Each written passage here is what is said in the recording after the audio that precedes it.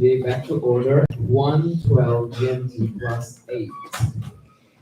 Before we move on with the agenda, I would like to remind you once again that this day meeting is scheduled to last for 3 hours. However, we cannot adjourn the meeting and therefore the session because this is the last meeting of our session. So we cannot adjourn the session until all agenda points have been discussed and resolved. So we will continue for as much as necessary.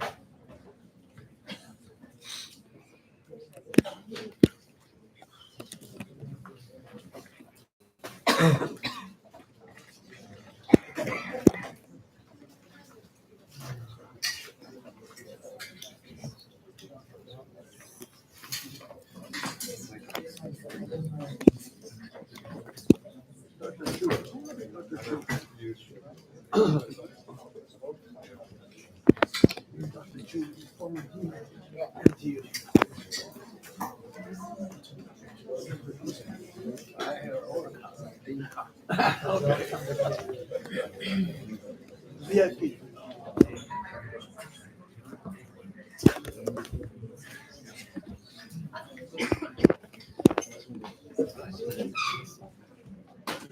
The chair is recognizing the presence of Dr. John from the WBA and Dr. Chu from the NTU.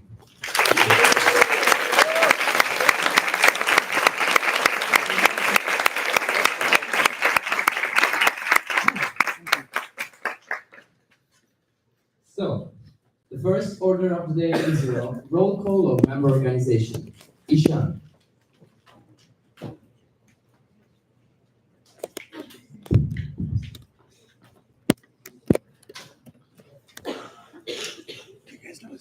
Ishan Chaya, IBS in India, building number 11. Welcome to the last GA of this Taiwan Congress. I trust that all of you have had a good time. I would also like to welcome our guests present. Welcome, doctors.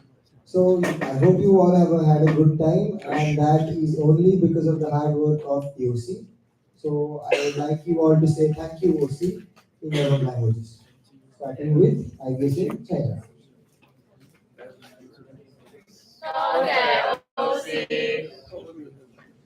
IBS in Chile. Gracias, OC. IBS in Czech Republic. Děkujeme, OC. IBS in Denmark.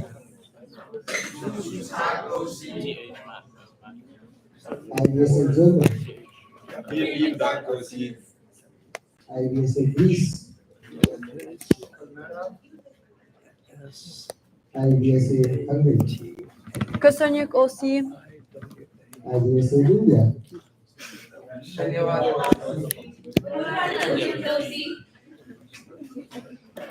IBS in Italy. IBS in Japan. Thank you very much. IBS in Republic of Korea. Kann ich deren die Formen IBS in Latvia. alles hier. IBS in Malaysia.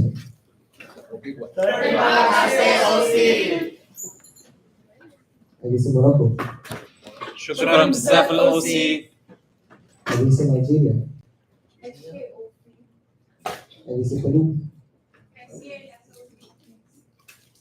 IBS in Philippines. Maraming salamat, OC. IBS in Poland. Dziękuję, OC. IBS in Serbia. Wow, OC. IBS in Taiwan.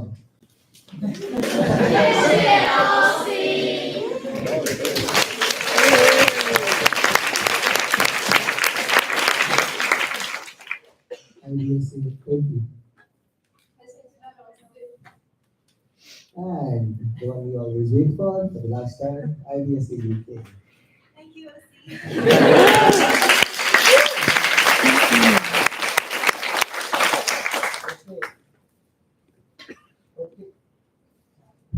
Okay, so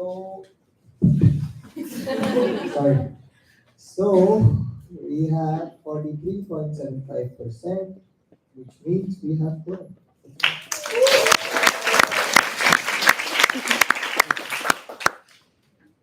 The next order of the day is the nominations for the 76th RDC Congress 2 years from now. Is there any nomination for the 76th RDC Congress? Any nomination? Seeing none, nominations are now closed and will be reopened at the next session of the GA in 2026. The next order of the day is the nominations of the financial auditor. Is there any nomination? Yes.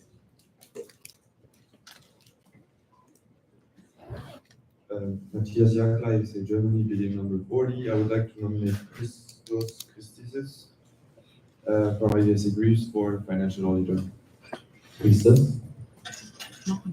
Christos Kyritzis, IVC Greece, bidding number 47, etc.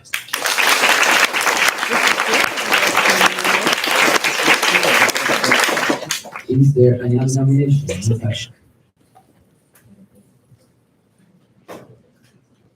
Kennedy Monsef, IVSA Morocco, banking number 89. I would like to nominate Erim Elifku, IVSA to Turkey, for this position. İrem Elifgül, IVSA Turkey, bidding number 37, I accept it.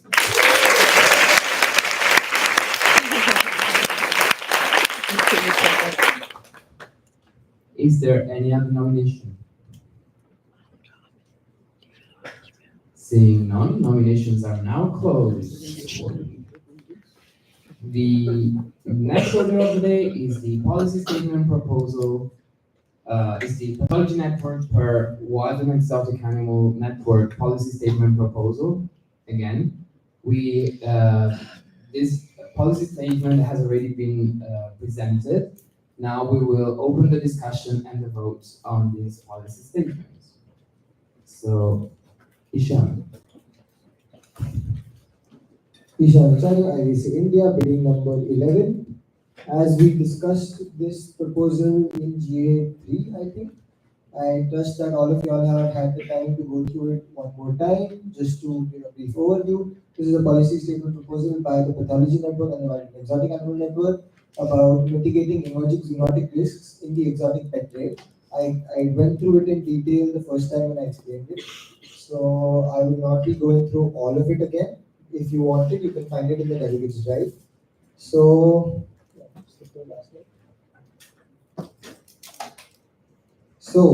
I move to approve the policy statement presented by the Pathology Network and the Wild and Exotic Animals Network. The motion on the floor is to approve the policy statement presented by the Pathology Network and the Wild and Exotic Animals Network. Is there any discussion on the motion on the floor?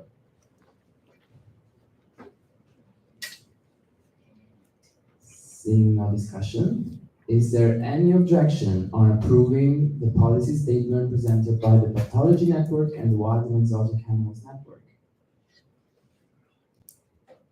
Seeing no objections, motion passes and the policy statement is approved.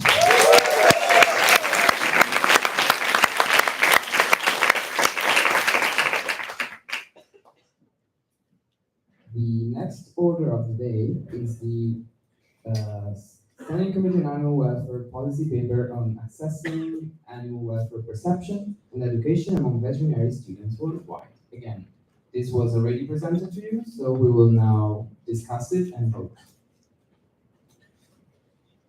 So, Titilayo. Titilayo ID, IDS Nigeria, bidding number 1.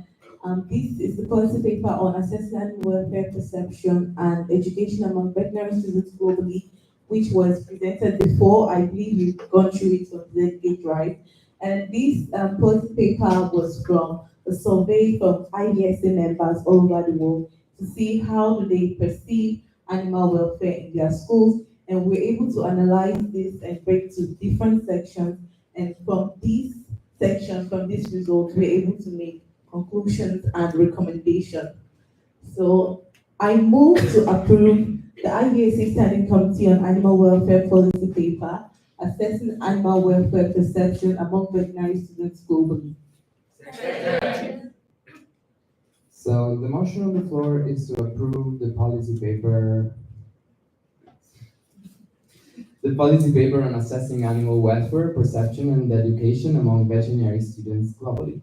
Is there any discussion? Seeing no discussion, is there any objection on approving this policy paper? Seeing no objections, motion passes and the policy paper is approved.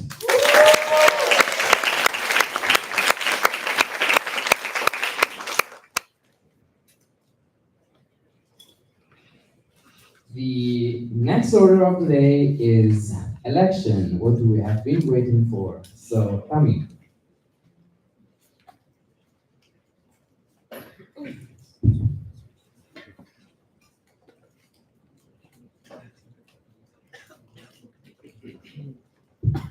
Terminator is excavating number 3, and so with that, it's time for elections. I will quickly give a presentation with some rules for the elections, and afterwards, you will get the email to start voting. So, as explained in the test elections, we have two types of questions ready to vote. First of all, we have preferential voting and plurality at large, just for secretaries and trusts. The vote is electronically and is secret. It means that the election committee cannot see your vote. Each MO has 2 votes, and all local chapters from a single country must come into an agreement between themselves before they cast their votes. And of course, all local chapters should have an equal seat. There will be the following elections for executive committee members, committees and networks chairs, regional representatives, secretaries, and trusts. And each MO will get 2 separate emails. And as you could see in the test elections, each MO has a unique code, and each election email will get to your MO email. So we will be accepting your votes for a maximum of 20 minutes, and the order is as it's in the screen. How you will vote? You will have to click on the link. You will insert both codes. You will make your vote. You will cast your vote, and then you will repeat the same process for your second vote. You already know how this process works because you already did the test election. Just a reminder, we have preferential vote for ex-chairs and regional representatives. It means that you have to put your candidates in your order of preference. And we have plurality at large, just for secretary and trust. It means that you have to pick just a maximum amount of people. For secretaries, you have the option to select up to 12 people, and for trust, up to 6 people. And if you want to abstain from plurality at large, just don't select any option. And you have the abstention option for also the others, for preferential voting. As you might know, we have a restriction according to our bylaws, which means that no more than 2 people from the same country can be in the secretariat or in Expo. And this is just a reminder what will happen if we face such situation.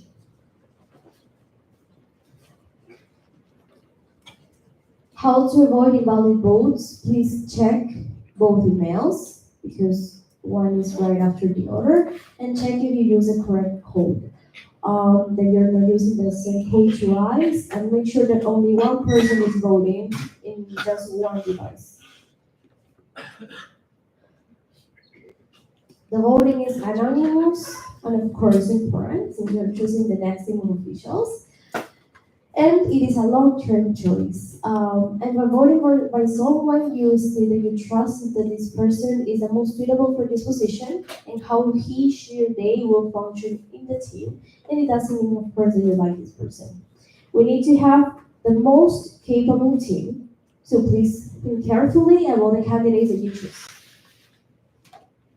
Again, some things to take into consideration for your vote: personal attributes, motivation and dedication of IBSA, relevant IBSA experience, and overall, who you think is the most suitable person for that position. Is there any questions?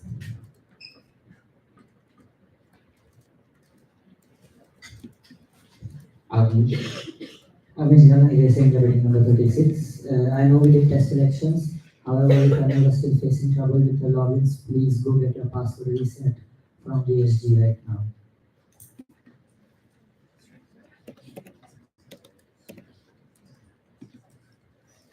Is there any other question? No questions, so. También le dice activity number 3, and so please wait a second for us so we can let you know when you will get the email.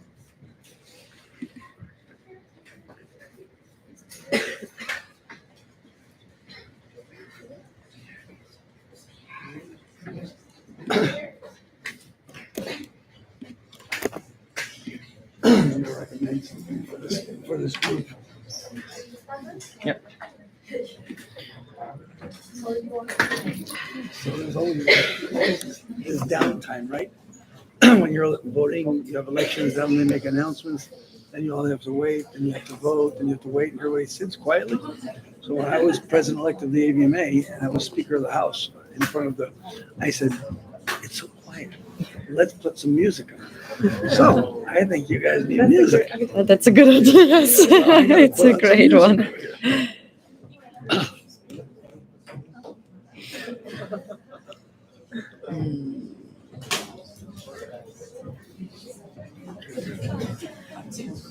Let's see.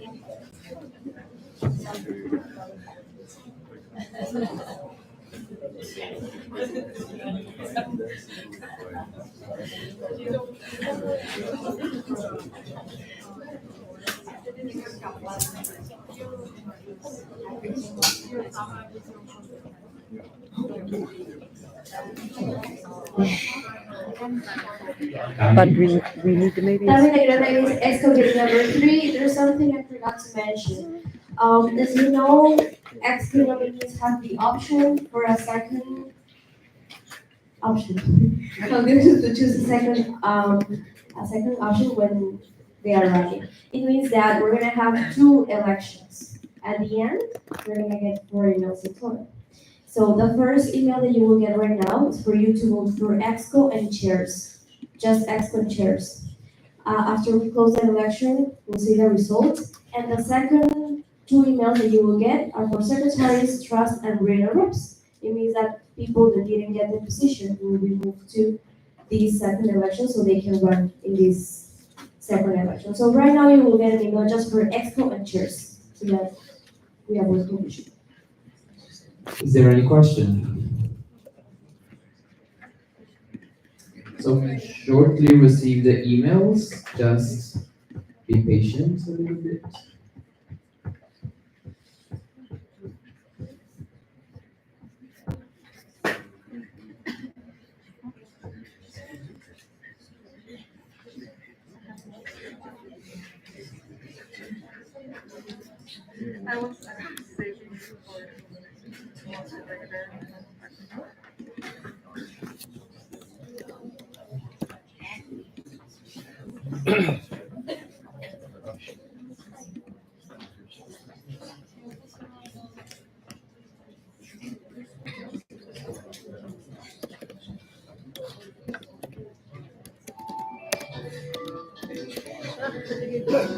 I was just gonna play music.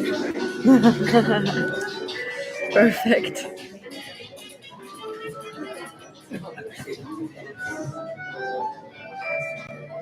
Did you hear what I was telling them? When I was doing your position at AVMA years ago, and we had voting, it was all dead quiet. I said, let's play music. I said, now they do music over here. I thought Mexico.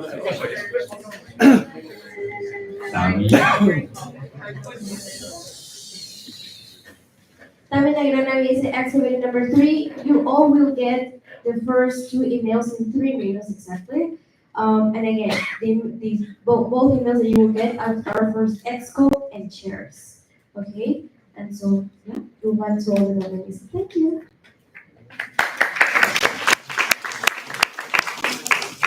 You got music? Good music? I got music for you. Oh, that's from that dentist office.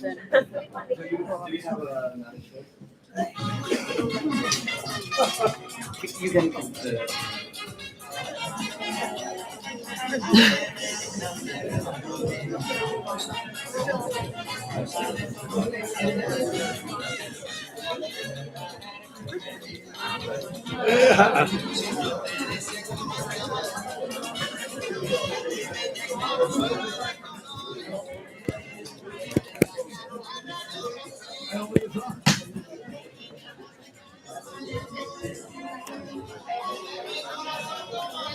There you go. Have fun, guys.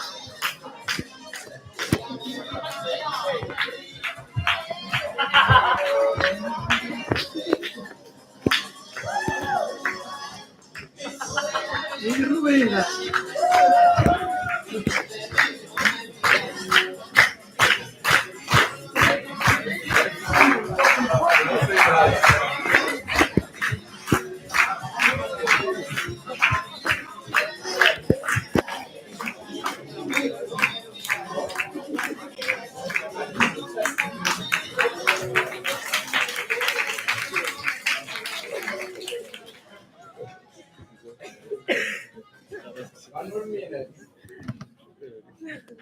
Surely.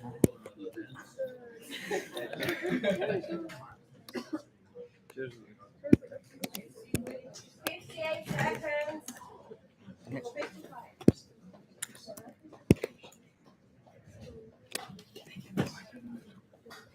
More.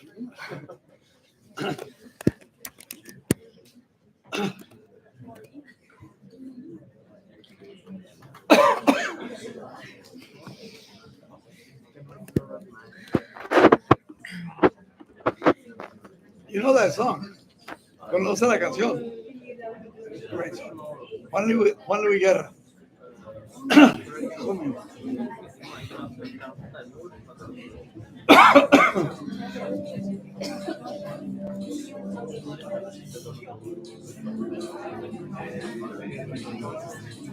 10, 9, 8, 7, 6, 5, 4, 3, 2, 1. Happy New Year.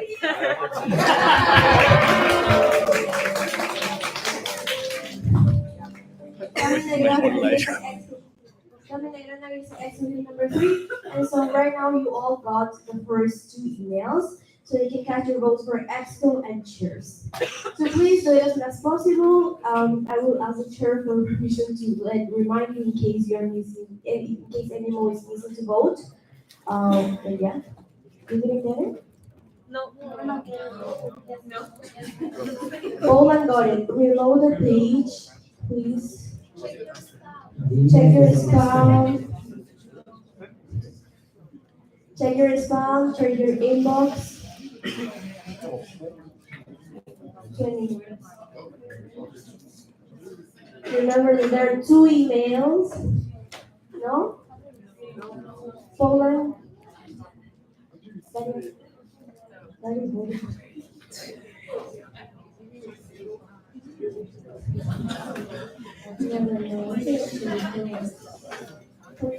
Nope. Not yet.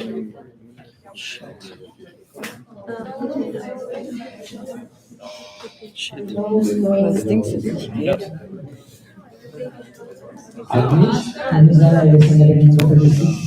Guys, the internet, like the Wi-Fi here is slow, like give it a second for everything to load up and sync to the emails. We won't receive it instantly. Just wait 2 minutes for the emails to arrive.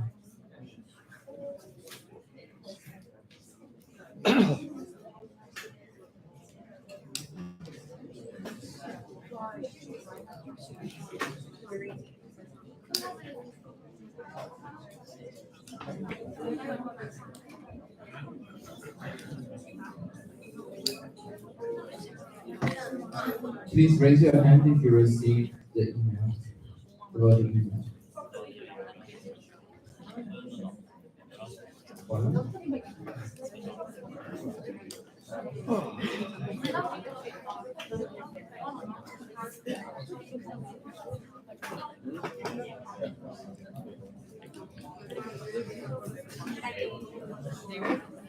Okay,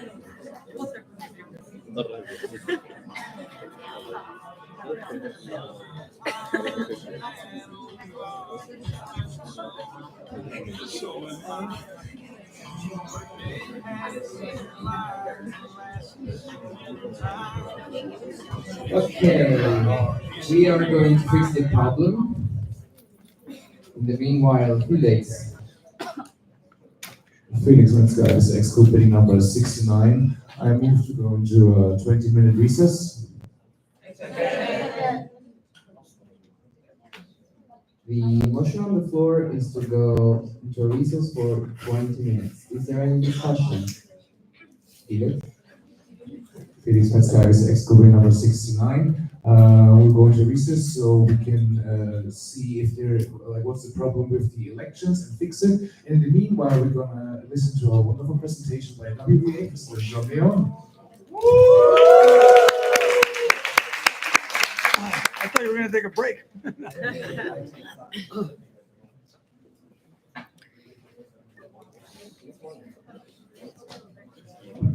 So the motion on the floor is to go into a 20-minute recess. Is there any other discussion? Is there any objection? Seeing none, we are at recess and we will now listen to the presentation for WBA.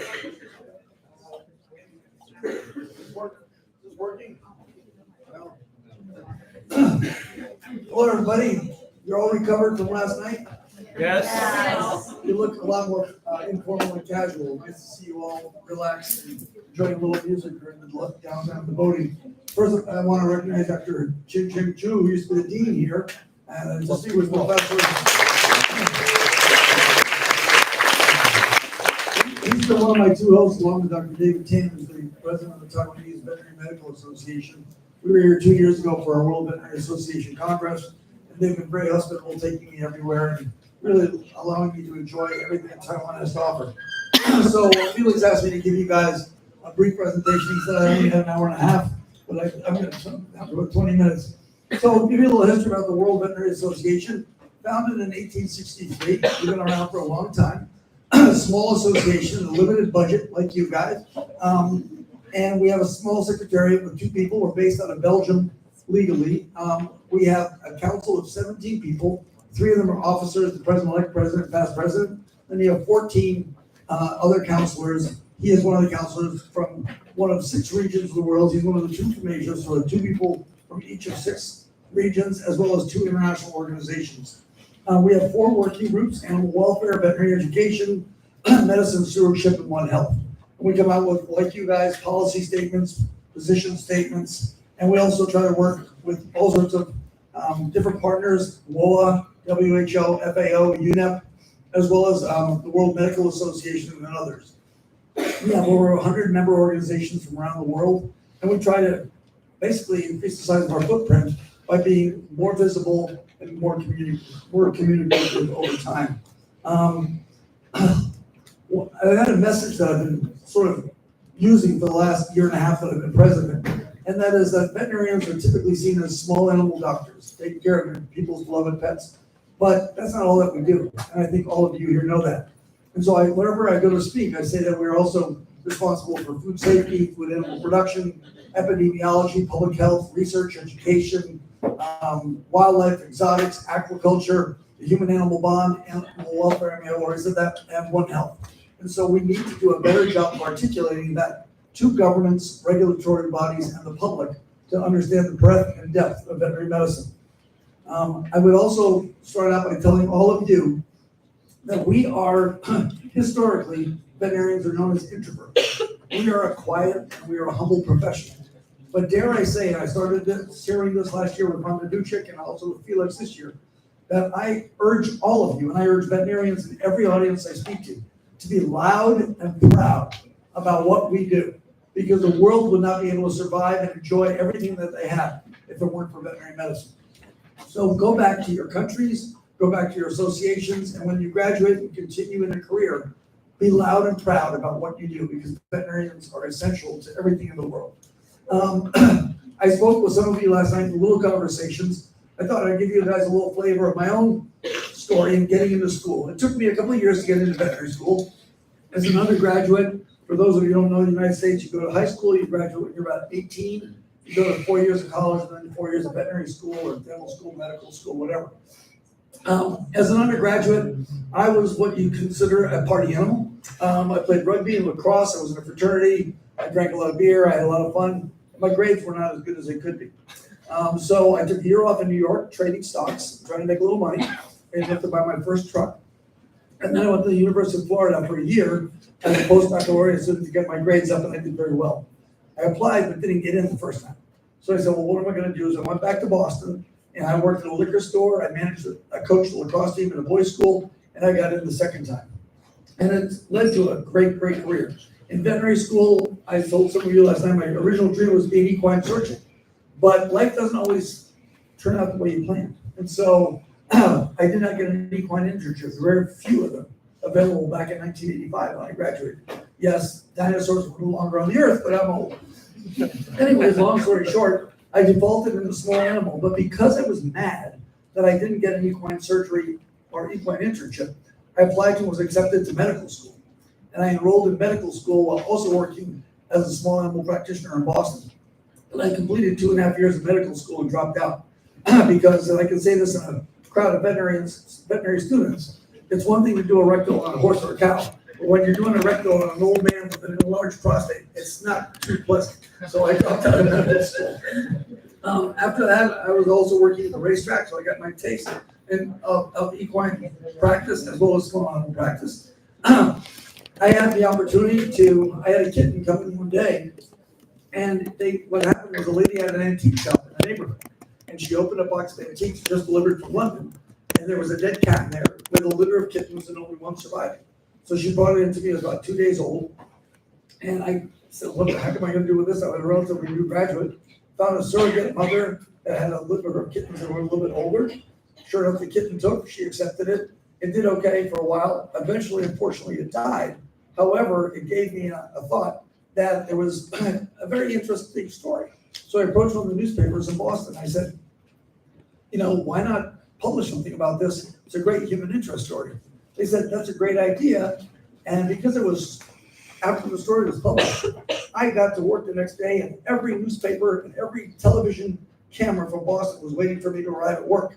They were filming and interviewing me and everything like that. And they said, why don't we do a weekly newspaper column about pets? And they said, that's a great idea. So I started writing a weekly column, and now 38 years later, I'm still writing a weekly Sunday column in the Boston Herald. So you never know what kind of opportunities are going to approach you. I also ran for public office. I ran for state representative, state senator, and governor's council. I was not elected, so I said I've got a lot of energy instead of real world politics, because you guys are probably going to hate me for saying this. In the United States, there's conservatives and liberals. I'm more conservative, but I'm sort of middle of the road. And in Massachusetts, it's a very liberal state, so I never got elected. So I said, I'm going to give my energy to veterinary medicine. And I ended up being involved first, and you get opportunities along the way. I was president of the Massachusetts Veterinary Medical Association, then the New England. Then I was put in the House of Delegates representing Massachusetts for the AVMA. And then I eventually became Speaker of the House, then the Executive Board, then Chairman of the Board, then President of the AVMA. And then I went to Wasaba for Treasurer for 2.5 years, and now I'm in WVA with great people around the world like this guy here. So I wrote down some random thoughts because I only had 20 minutes. I don't know how long I've been rambling, but some random thoughts for all of you, because somebody asked me advice would I give veterinary students. So I wrote some random ones down. Most important in your life, your family, your parents, your siblings, your close friends, and taking care of yourself. And by taking care of yourself, find what you enjoy. For me, right now, because I'm a little bit older, it's fishing and golf. But I used to be rugby, and I played rugby until I was 52 years old. I had a lot of fun going to Ireland and England and Canada and breaking all my fingers and metal plate in my jaw and all that. In veterinary school and in your career, challenge yourself, assert yourself. When you're in your clinical years and you've got interns and residents ahead of you, say to them, you know what, I'd like to place this catheter, or I want to place this nasogastric tube. Stand up and speak up for yourself, because if you don't ask, you may not get the opportunity. So challenge yourself and assert yourself and do those things. Love what you do, love those around you, and live life with passion. because it's gonna make everything a lot better as you go through it. There will be regrets, but do not let them consume you. Commit to a lifetime of learning.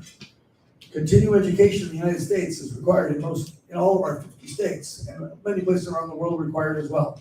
But it's also interesting, when I write my newspaper column every week, I've got to come up with new material.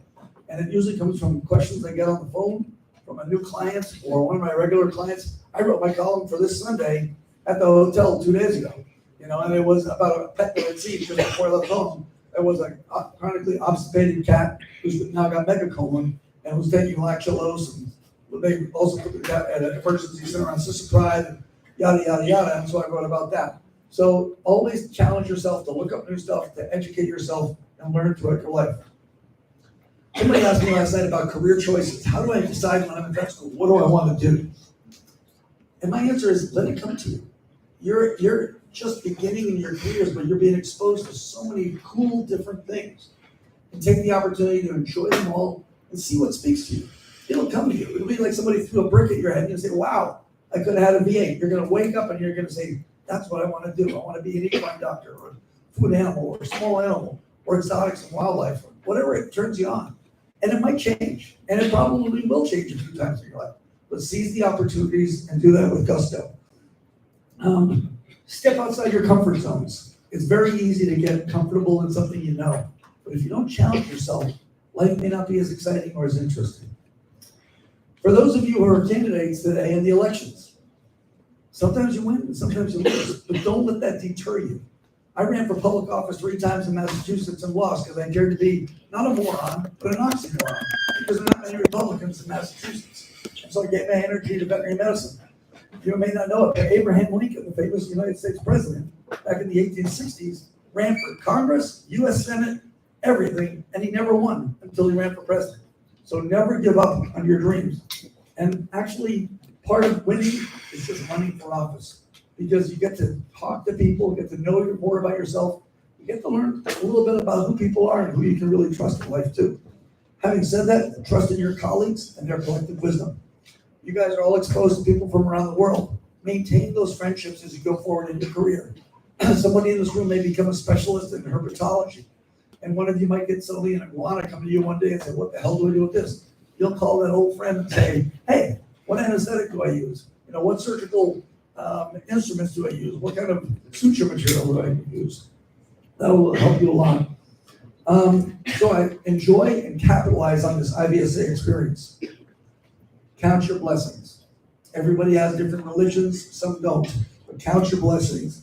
Say thank you and show gratitude for what you have.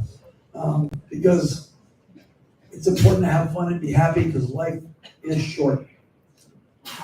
I don't have much more to say except you chose, I think, the best and the most noble profession in the world. Remember, like I said before, to be loud and proud about veterinary medicine and all that you're learning and that you're going to do throughout your careers. In closing, I asked Felix last night if I could say sort of an inappropriate poem that I said my sophomore year of veterinary school when we were doing GI. So I'll close with this, and I don't hold me to it if I don't say it perfectly well, but it's a poem. The doggies had a meeting. They came from near and far. Some came by motorcycle, some came by motor car. As the doggies entered the meeting hall, each doggie signed the book. Each doggie unzipped his asshole and hung it from a hook. One doggie was not invited, and this sorely rose his ire. He ran into the meeting hall and loudly bellowed, fire! This threw them in confusion. Without a second look, each doggie ran out and grabbed another's asshole with another's hooks. That's the reason why when doggies can't meet. That's the reason why when dogs are passing in the street. That's the reason why, land or sea or home, each doggie sniffs another's asshole to see if it's his own. Thank you very much. If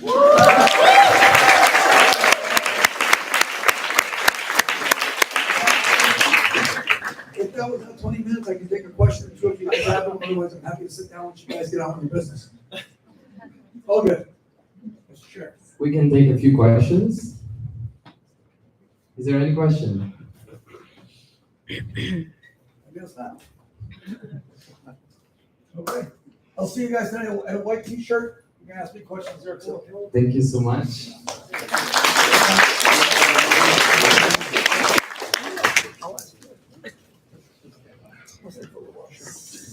Felix, you raise your hand. Oh, okay. So,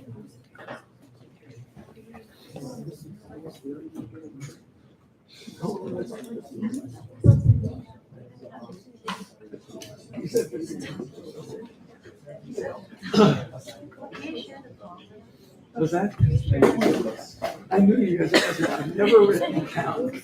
I committed to memory. Okay, guys, so I should write it down if I we're did. having problems with the emails, and so we are now sending all of the roles to personal emails. Some of you already got emails, some of you still, so please keep refreshing the page, so you can get the email. and we're still at recess for another 8 minutes. So you can go to the bathroom if you want.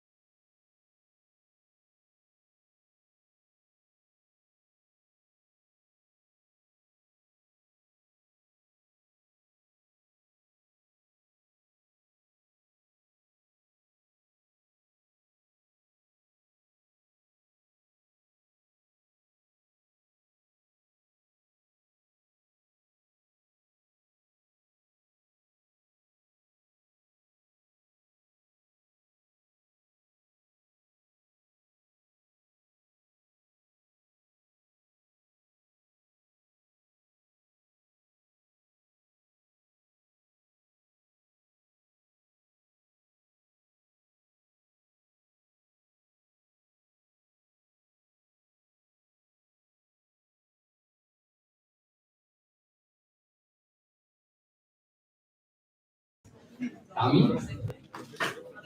Tami Negrano is exhibit number 3. Is there any amount that didn't get the email? Yeah. Is there any other amount?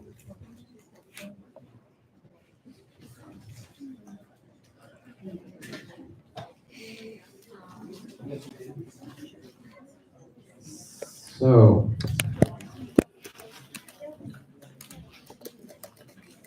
Tami? Tami Negrano is exhibit number 3. Do you get it now, India? Both?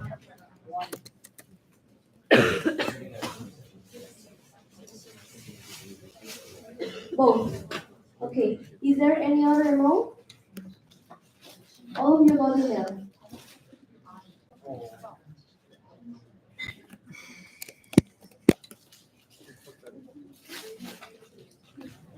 Tami Negrano is exhibit number 3. You guys have 15 more minutes to cast your vote in case you still didn't. If you got it, please vote as soon as possible so we don't delay the other election that we have. Okay, so if you all received the voting email, while you vote, we will move on with the agenda for today. So, next agenda point, next order of the day is exchange rate. Felix? Felix Metzger, ex-Queen number 69. I move to postpone agenda points 105 and 106 to the end of GA1 onwards. Second. The motion on the floor is to postpone points 105 and 106. Is there any discussion? Felix? Felix Metzger, ex-Queen number 69, to explain the reason for this. Tommy, as president-elect, is supposed to give these presentations for the ongoing election problems. The elections right now have a higher priority, so we're just going to give the presentation later. So the motion on the floor is to postpone point 105 and 106 until after J1 onwards. Has all the points in J1 onwards have been addressed and resolved. Is there any further discussion? Is there any objection? Seeing none, these points are postponed, and we will move on with the order of the day, Bylaw Amendment 5.4, termination of membership of ICE officials. If you remember, this order of the day was another order of the day for G5. We have already discussed it, and then the GA decided to postpone it until today. So we will resume the discussion exactly where it was left off. So, the motion currently on the floor is to approve this bylaw amendment, to add to the bylaws the section that you can read here. Is there any discussion on amending the bylaws to add the section that you can read on the screen? Yes, I will. I will read it for you, just so everybody is aware. And I will summarize the discussion so far. So, the bylaw amendment states that if an IBC official has failed to perform their duties satisfactorily, and the IBC Executive Committee has already informed them of these concerns and attempted unsuccessfully to resolve the issue, the Executive Committee may remove the official from their position after conducting a vote with a 3/4 majority of the full Executive Committee. The affected person has the right to appeal the decision within 14 days with a written email to the IBC Trust and Executive Committee. Upon receipt of the appeal, an appeal committee comprising 4 IBC officials who are not members of the Executive Committee shall be summoned within 10 days. The appeal committee shall reach a decision by a simple majority within 20 days from the date of its summoning. The Executive Committee must prepare a report for the next GA regarding this decision, which must be confirmed by vote. So the motion on the floor is to add this paragraph to the bylaws. Is there any discussion? Really?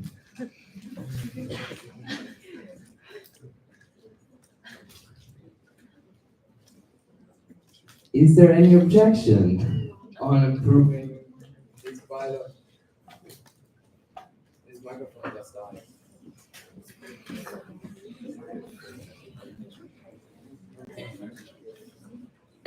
Okay, so the microphone battery died. Okay, so is there any objection? Seeing an objection, we will move on with a roll call vote. So just as we did in the past, the Secretary General will call the name of each member organization and will ask you to state your 2 votes.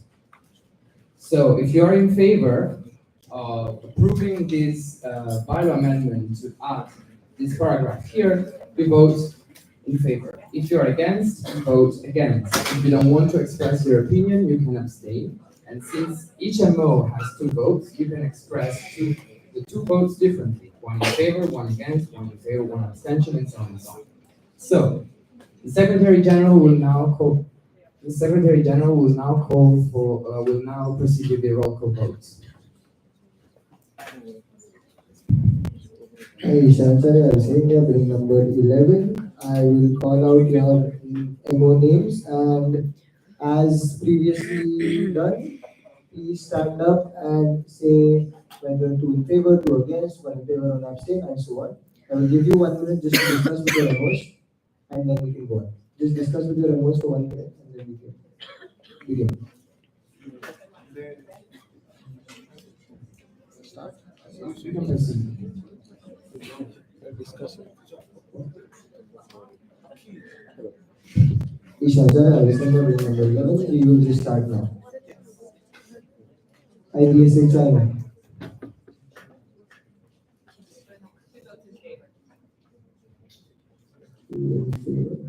IDSA Czech Republic. IDSA Denmark. IDSA Germany. IDSA Hungary. IDSA Greece. I apologize. IDSA Greece. In favor. IDSA Hungary. 2 in favor. IDSA India. 1 in favor, 1 abstain. IDSA Italy. 2 in favor. IDSA Japan. 2 in favor. IDSA Korea. 2 in favor. 2 in favor. IDSA Latvia. 2 in favor. 2 in favor. IDSA Malaysia. 2 in favor. 2 in favor. IDSA Morocco. 2 in favor. 2 in favor. IDSA Nigeria. 2 in favor. 2 in favor. IDSA Peru. 2 in favor. 2 in favor. IDSA Philippines. 2 in favor. 2 in favor. IDSA Poland. 2 in favor. IDSA Serbia. 2 in favor. IDSA Taiwan. 1 in favor, 1 abstain. Okay. 2 in favor, 1 abstain. So Turkey. 2 in favor.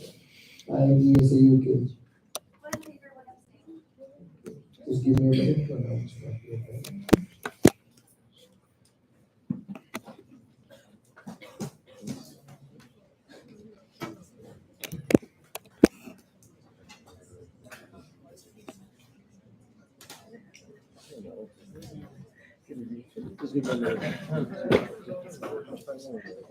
Yeah, it's just 3 abstains, but yeah, we are. Okay. So the motion passes because we have a majority in favor.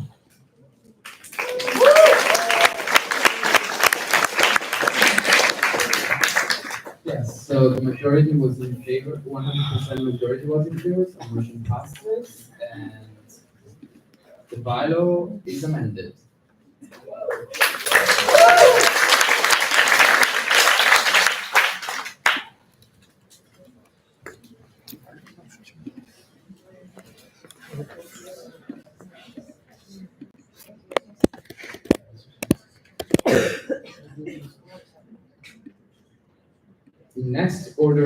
The next agenda point is bylaw amendments 11.1.1.2 duties.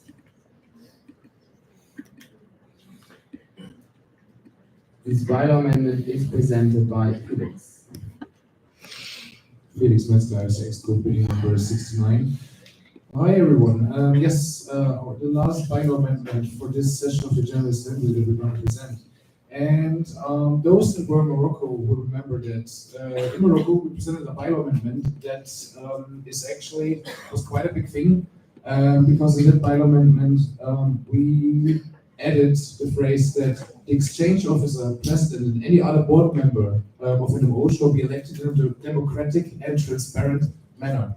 We proposed this bylaw amendment to GA Morocco because we faced ongoing issues over the past years that in some MOs it happened that people were just appointing themselves as president of the MO to have the power while also interfering and stopping democratic elections to a point that this resulted in so many problems and concerns that we as IBC Global needed a way to interfere with that and to actually have a tool to make sure that an MO, that the president of the MO and the exchange officer are elected the democratic way. So in order, if this is not happening, that we can actually interfere and do something.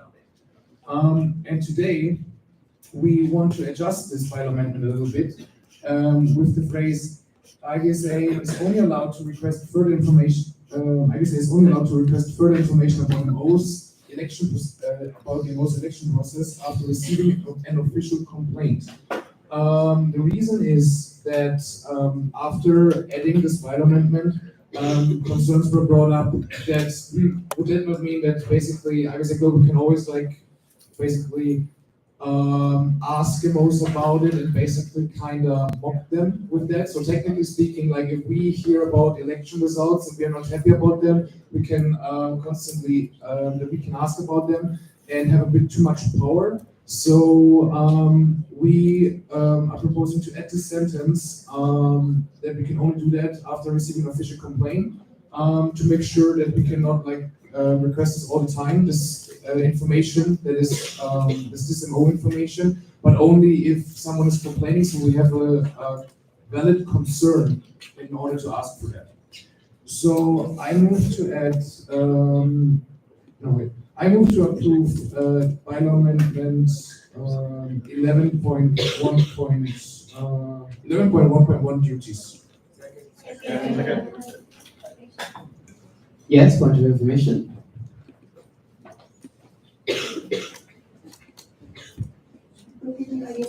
Number 32. May I ask what exactly qualifies as an official complaint? Since, for example, if the query is about a president, would you need the president to make it an official complaint? Can you please restate your question and a bit louder? Right. What qualifies as an official complaint? Like, for example, if there's a complaint about the committee, the president's the election, then how would you make the complaint official without the people in question? Felix? Felix Metzger, IBC Exco bidding number 69. So with official complaints, we deal again in the same way as with the common situation. So an official complaint is in a mail, is a complaint brought up via email to the president or to IBSA Global, in which it's stated that, for example, a person was not officially elected and there are concerns because this person is just putting himself in a powerful position. Please, that's why we ask IBSA Global to review this process. So this is how it looks. So basically an official email explaining the situation, giving some background information, and giving us a valid reason to do so. For example, like a WhatsApp message or an Instagram message to me saying, hey, I think that person in IBSA so-and-so is really bad, would not be considered an official complaint. So the motion currently on the floor is to amend the bylaw to add IBC is only allowed to request further information about MO's election process after receiving an official complaint to the bylaw number 11.1.1 duties. Is there any discussion on the? Yes. Yes.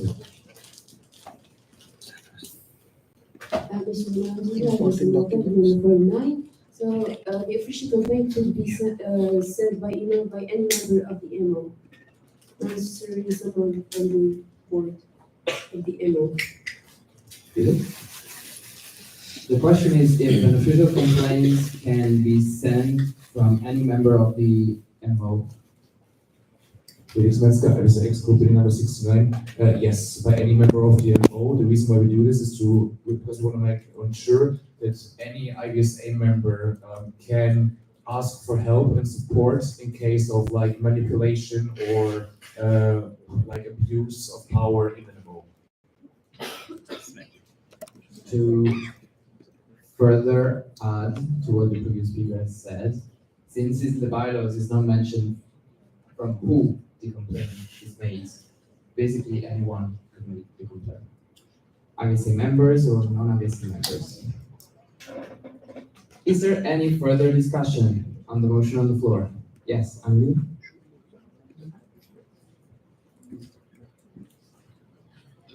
Amelie Fiedus, IBSA Germany, bidding number 34. How will you make sure that the complainee, I guess, remains anonymous? Because I feel like if someone were to complain in what's basically a chapter that's being run by people who elect themselves, it's not a very friendly environment. So if someone were to find out that you complained, it might make it difficult for the person who did make the complaint to stay in the organization. And I think that would discourage people from coming forward.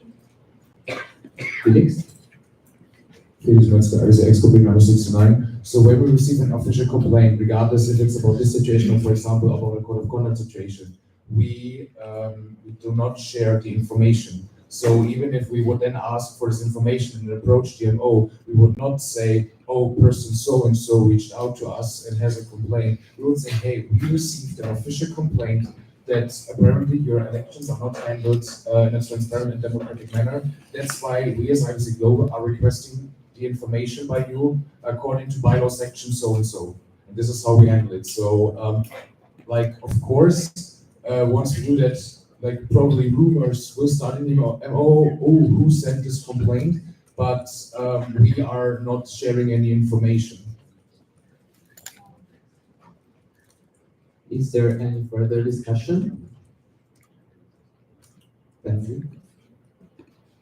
Benzi, IBSA China, bidding number 50. I would like to better understand what it means by further information. I'm quite junior, so I'm not very sure if there's anywhere in the bylaws that state that the election process might need to be documented. And my concern here is that if how are we going to verify that this information is trustworthy if perhaps the officials that are producing this information could be the corrupt ones in the first place?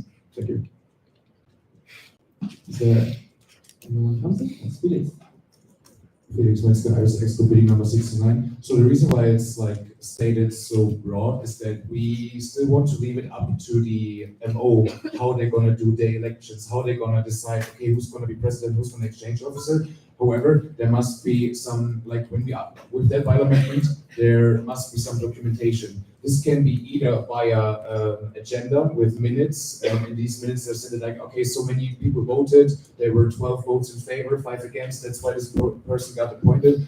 Or it can be in a Google form, like an anonymous one with the votes that can then be shared with us, or like the screenshot of the Google form with the timestamp and so on from the election day of the MO, things like that. So we keep it quite broad here, but because we don't want to force any MO to adjust to a structure specifically, but just to a fair, transparent and democratic process. Is there any further discussion on the motion on the floor? Amelie?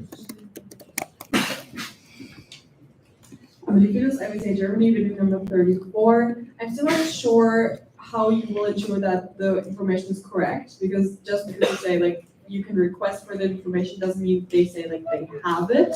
Because I personally am very sure that there is people who will just say, oh, well, we didn't document it, and then like give very vague information. So is there anything in the bylaws or anything relating to it that says you have to document it? Felix Metzger, IBC Exco bidding number 69. So there's nothing in the bylaws that states that you have to document it. However, when we approach you with like, based on the complaint that we received and we ask for that information and you don't have that information, according to this bylaw amendment, we have to assume that the election was not done in a democratic way, and then we have to ask the MO to redo their election and then to provide information about this election. So therefore, like basically this bylaw amendment makes the the basically statement of okay, you have to note this down obsolete, because once we ask for that, you either have the information, if not, you have to redo the election and for the future set up a system for the, like in case this happens again. Is there any further discussion? Yes, Gary? Gauri Osnayer, Alice India, building number 75. I think it's a personal privilege. Can you just zoom in a bit? Yes.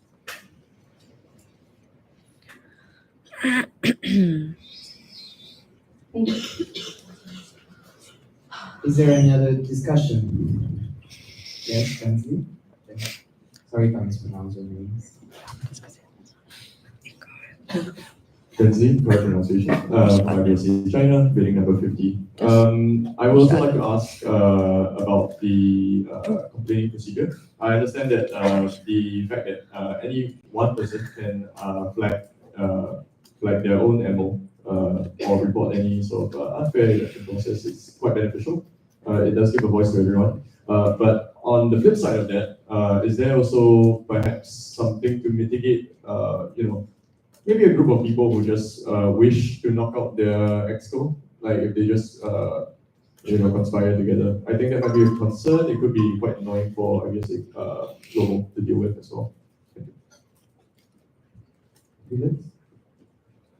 Felix Metzger, IBC exco, building number 69. I have to admit that's true. It could happen that people are like misusing it and just basically spamming IBC Global because they are unhappy with the elections and they just want to give their MO some extra work, or like they want to scare them. However, since we adjusted this bylaw amendment in Morocco, we did not receive a single complaint. So like in this basically 6-month test period, basically since we adjusted it, nothing like this happened. Of course, in the future, it could be that this is a problem and that we have to recheck it and see if this bylaw amendment still makes sense or if it becomes a burden for IBSA Global. But so far, the benefits of being able to interfere with unfair elections at the moment are higher than the potential danger of getting spammed with requests. Any further discussion? Felix? Felix Metzger, IBC exco, number 69. As for every bylaw amendment, I move to go into a 5-minute stand at ease for a body session. Second. The motion on the floor is to stand at ease for 5 minutes. Is there any discussion? Is there any objection? Seeing none, motion passes. We're standing at ease for 5 minutes. Please talk to your body. Schädlich, das wird wieder meine Jacke zerlegen.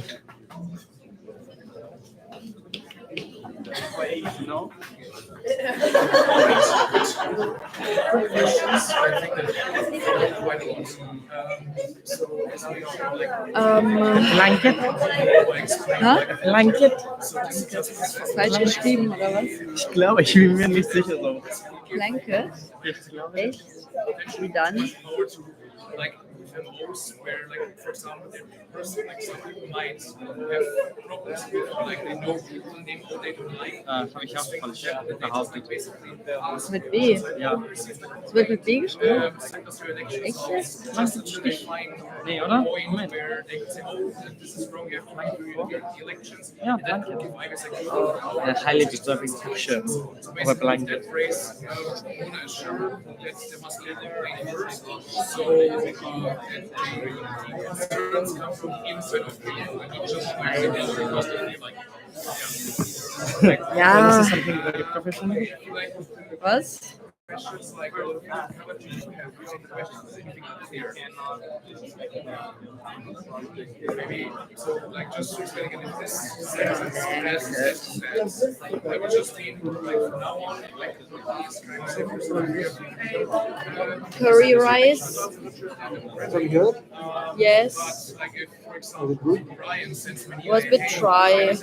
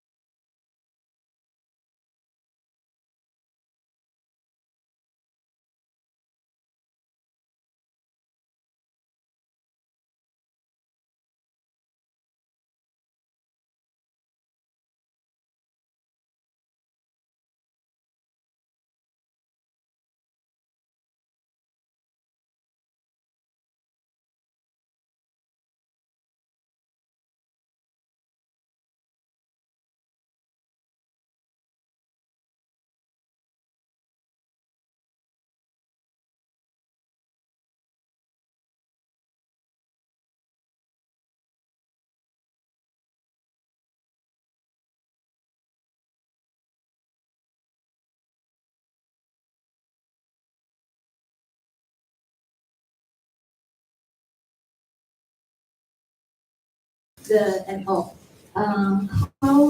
What is the process? Or is my information right? Or- Felix?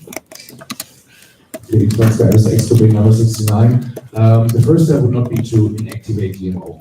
The first step would be to ask DMO to redo their elections, and this time with like minutes, pictures, whatever, any kind of documentation of the transparent and democratic process. However, if an MO does not follow this request and keeps basically working against our bylaws, at some point, if we have no further choice and communication is not working, ISA Global can inactivate an MO, for example, for a certain amount of time as a punishment. They fix it, for example, in this time frame, and then afterwards, if this process is done and the problem is solved, we declare them active again.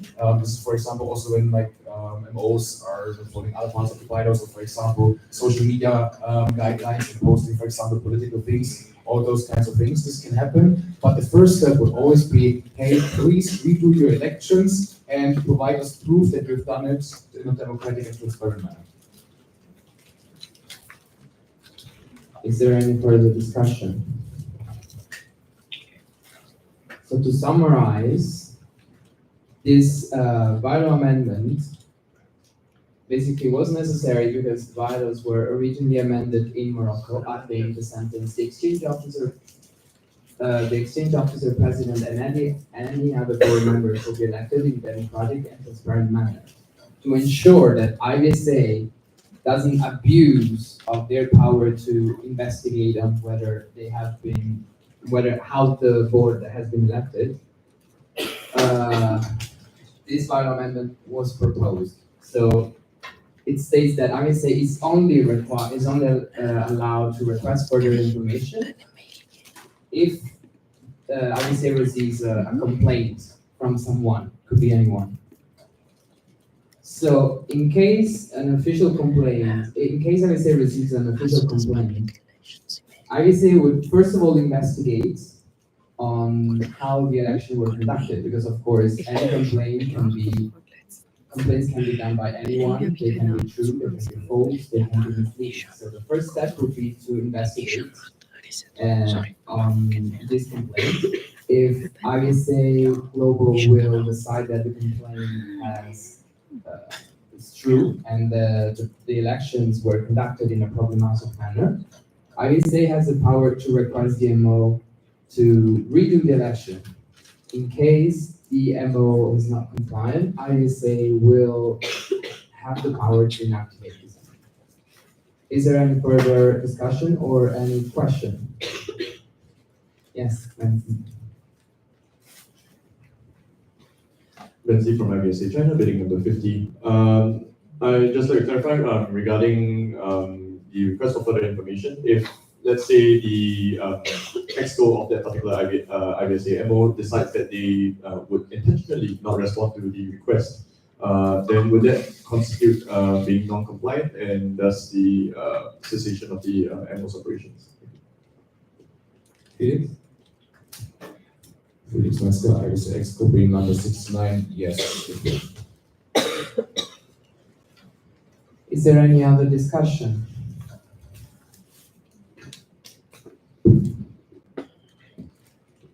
So seeing no discussion, is there any objection on amending the bylaws to add this sentence? IBSA is only allowed to request further information about MO's election process after receiving official complaint.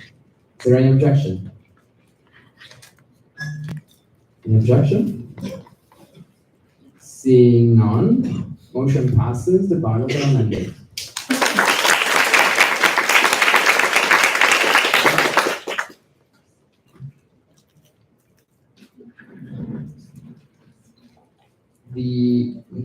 Tami? Terminator, IBSA Ex-Copy number 3. So the first election is officially closed and we already have the results. And so right now, based on minutes, we're gonna get the second email for the second vote for Secretaries, Trust, and Regular Reps. and you will have 20 minutes to vote.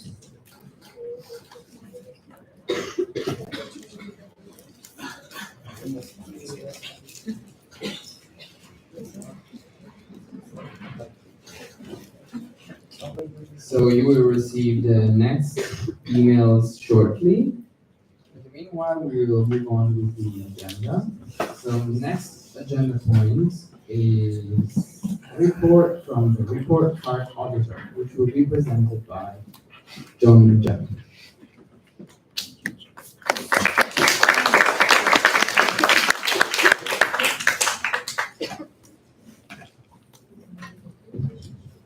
John IDSA school building number 6.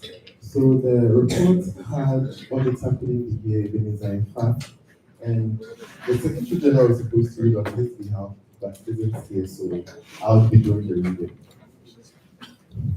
So all protocols observed, it's with great honor and privilege to present the report card audit report for the 2024-2025 term of the state officials of IDSA. Just to chip in, the report card auditor. The report card auditor's work is just to audit or check or oversee the work of the IPSA officials for this term. So the officials evaluate themselves and the report card auditor just collates the results and then makes the report card, which you can see in your delegate's drive. I continue. This report is on the recent audits conducted on officials' evaluation forms and report cards. As a report card auditor, my role was to examine the achievements, shortcomings, and overall conduct of our officials. I was tasked to review and analyze the general attitudes and actions undertaken by officials and how their decisions impact the association.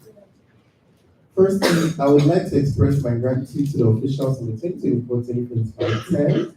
Their unwavering commitment, dedication, selflessness, and innovative approach to challenges has caused a positive shift in IDSA. We worked with 240 responses from the evaluation form presented to officials and had to summarize the responses to get a tailored response for each individual. All officials were evaluated and the form responses were anonymous. Officials were also evaluated solely based on their work ethic, experience, and new initiatives they bring to the position and the association as a whole. After processing the responses and feedback from the full form, report cards were then made and submitted in the evaluation form. Key areas that were considered during this audit included accuracy of performance rating. So we focused on verifying the accuracy of the performance ratings assigned to the officials by their fellow officials in the evaluation form. This involved examining whether the evaluator worked with the official being evaluated and all points being raised were relevant, thereby ensuring a valid evaluation process. Any discrepancies or inconsistencies were carefully noted and addressed. Consistency and fairness. Consistency and fairness of the evaluation process across all officials was of utmost importance. Hence, it was crucial to ensure that the officials were assessed based on objective and standardized performance metrics without any undue bias, favoritism, or discrepancies in the assessment of performance. Upon thorough evaluation, the following observations and findings were made. The performance metrics and criteria utilized for the evaluation of officials were found to be generally useful and aligned with the respective roles and responsibilities of all officials. However, there were instances where certain performance metrics could be further redefined, better refined to better capture the official's contribution. The consistency and fairness of the evaluation process were upheld for the utmost part, with efforts made to minimize bias and transparency, whilst ensuring equitable treatment of officials across different levels. The evaluation criteria were consistently applied across all officials, ensuring fairness and objectivity in the performance assessment. Finally, the officials' report cards generally reflect and give an overview of the overall performance of each official, thus it should be treated with reverence. Professionalism, credibility, and discretion towards anonymity of respondents were the key in ensuring an accurate, fair, and well-documented assessment process. Additionally, it is recommended that periodic reviews of the performance metrics and criteria be conducted to ensure their ongoing relevance and effectiveness in terms of the officials' performance, especially now that a lot of changes are expected in the foreseeable future. Sincerely, Ebenezer Ifa, IBC Records Card of 2025. Thank you.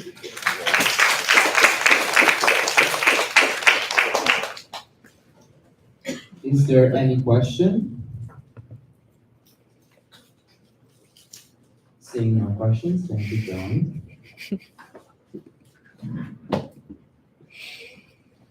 Kami? Exhibit number 3, you all will get the email for the second election in exactly 1 minute. So please check your personal emails and let us know immediately if you don't get the email.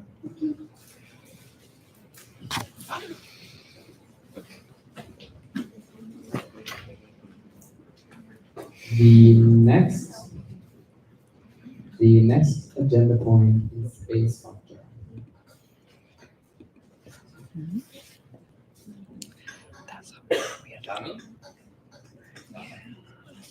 Exhibit number 3, and so as President of my presentation today is the base factor. Base factor for 2025-2026 term. So a little of background, as you might know, the base factor is a factor that we use to calculate membership fees. We use a base factor, GDP factor, and size factor, which is the number of members you tell us you have. This is a little background of past terms, how the base factor was increased. For this term, 2024-2025, the base factor is 43 years. The inflation rate has declined and has stabilized over the past few months. But unfortunately, we won't have such a strong income next year because we made a lot of payments and also a big move is still out. And there is a need to maintain the financial stability of our system. That being said, I move to keep the base factor at 43. Second. The motion on the floor is to keep the base factor at 43 euros. Is there any discussion?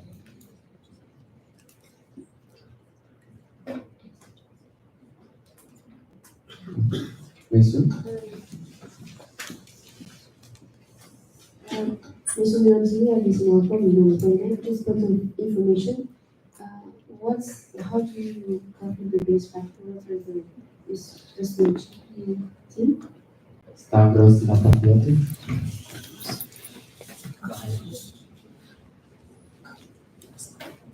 Stavros Lapapiotis, IBC ExCo bidding number 5. So the base factor is one of 3 columns of how we calculate the membership fee. One is the base factor, which is the same for all MOs. Then comes the GDP factor, which sees how much income per capita the country has. And then it's broken down into 6 categories, from 0.5 to 6, being the biggest. And then we have the size factor of the MO. So we take into consideration the base factor, same for everyone. Then how much the income is per capita, and how big the MO is itself to calculate a fair membership fee for all MOs. Thank you. Is there any other question or discussion? Is there any objection on the motion on the floor, which is to keep the base factor at 43 euros? Is there any objection? Seeing no objection, motion passes and the base factor remains at 43 euros.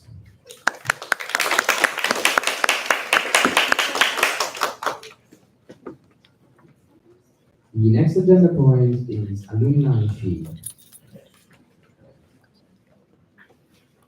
which is presented by Stavros. Stavros Lapapiotis, number 5. So the alumni fee has to be annually revisited and agreed by the General Assembly. A little bit of the background.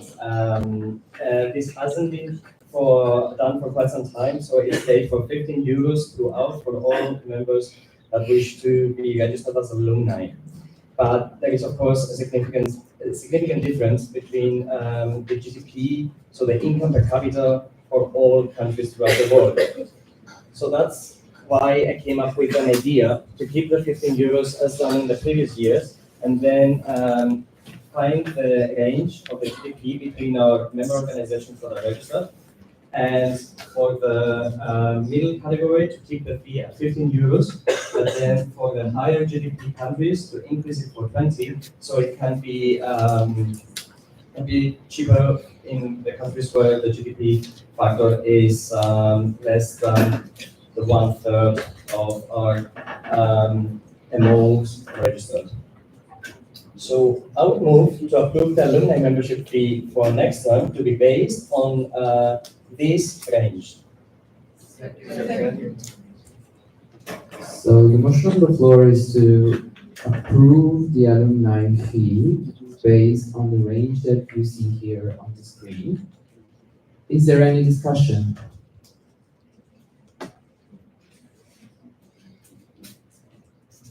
Yes?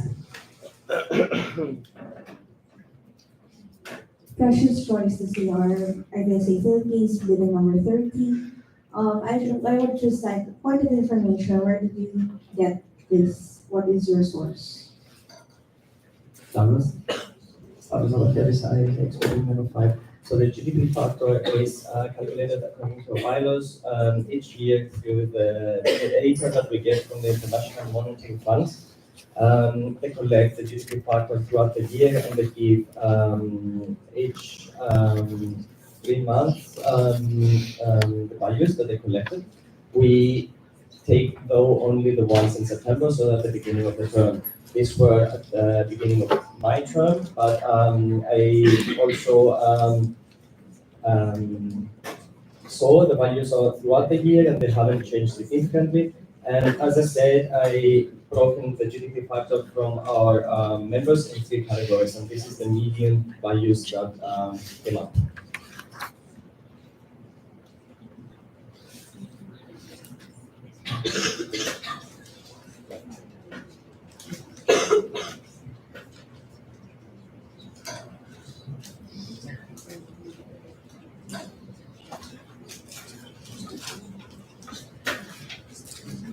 And starting off with number 5. Another point would be here to mention that the country of residence would be the deciding factor and not the nationality. Because of course, we can have someone from Cyprus who lives in Germany. Is there any further discussion? Yes, please.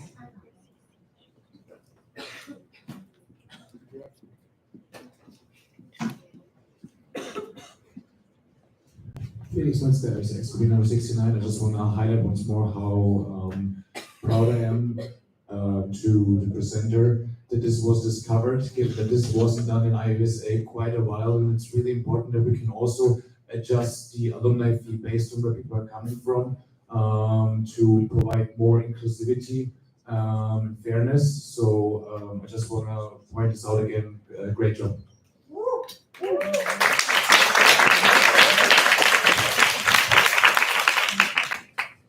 So is there any other discussion?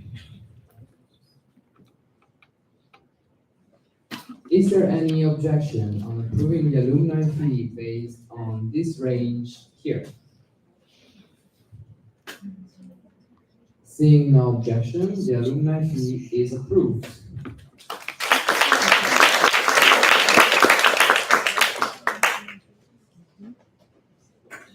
The next agenda point is History Task Force update, which will be presented by John. John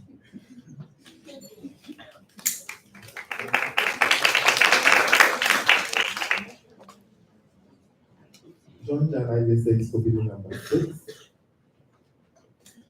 So the history task force report.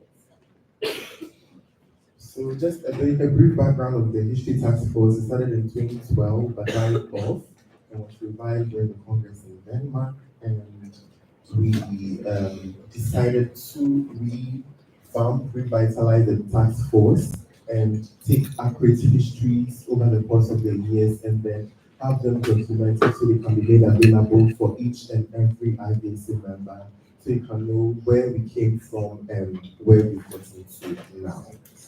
So the primary objectives of the task force, just a brief overview, the primary objectives of the task force was to investigate the history of IBSA throughout its existence and also to raise the interest in the history of the association among its members, that is us, and also to provide important historical information and perspective regarding current issues that currently face the association. Nothing is new. So the next objective is to provide relevant information about older IBC projects which are relevant to review today. So just projects that we've had in the past that we think should be revived so we can continue. So also to serve as a ministry which IBC can engage in new partnerships and reinforce existing ones. So certain partners died along the way, and by going through the archives, we have found that they are very useful and we should go back to them. That is if the companies are still alive.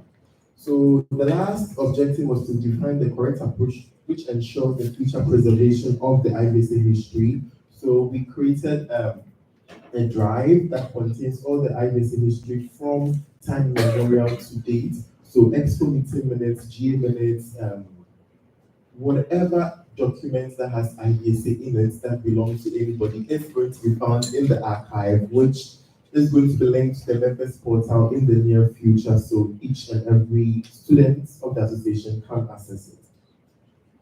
So to keep our work very defined, we had a timeline, and as you can see, every timeline on this board has been completed. That is a bulletin, submission, whatever, yes.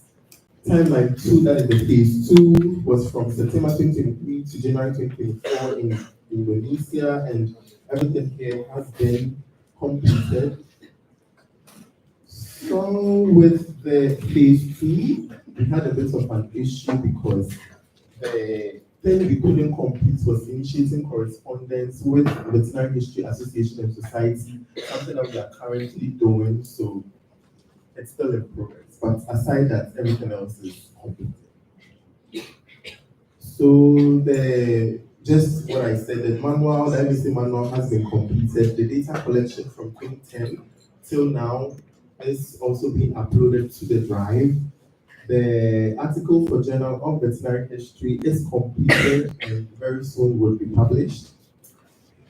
Yes, so from September 2024 to January 2025, this is what we're supposed to do. The GA reports in the symposium in Morocco was supposed to be the end of the task force, and then the IBC history article, which has been completed, data collection, and then the data archiving. So just as you can see, this is how the IBC history manual is. So the IBC history manual is basically a manual that helps you navigate the history drive. So when you see IBC journal IJ, Exco minutes EM, GA minutes GM, bank receipts ER, event booklets EP. That is just short codes that would help you proper navigate the history drive because there are lots of information. And some is in English, some is in German, some is in French, because at a point in time, IBC's official language was French. So it's everywhere. So this is how the digital archive is. So as you can see, the first one, IBC Newsletter 1, 1986, archive code 1985 to 1986, IJ, that is IBC Journal 2, EN, that is in English. So the manual would help you navigate the drive. As you can see on my right, yeah. So the history booklet. So currently the history booklet is being drafted by my co-chair. My co-chairs and I, so it's still undone, but at the next GA, we are hoping to be done with the history booklet and then it will be up as a GA item. So the history article I spoke about that we did has been completed. So as you can see, you can't scan the QR code quickly to get a brief overview of the IBSA history article. That pretty picture there is from our last symposium in Morocco. So it's very current, very up to date. It has every single, it's just like a snapshot of the IBSA history booklet, just to whet your appetite for IBSA history.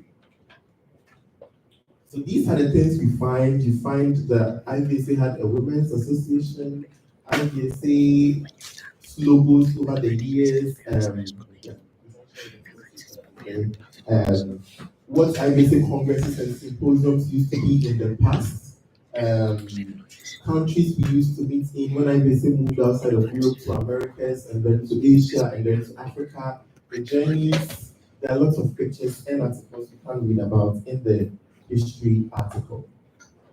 So what is next for the history article? So under normal circumstances, the history task force was supposed to be dissolved in January, but due to a few setbacks, it was decided that we are going to keep the task force open for one more term so we can finish uploading all the documentations from 2018 till date, and then we can move forward with dissolving the task force in our next event in Nepal.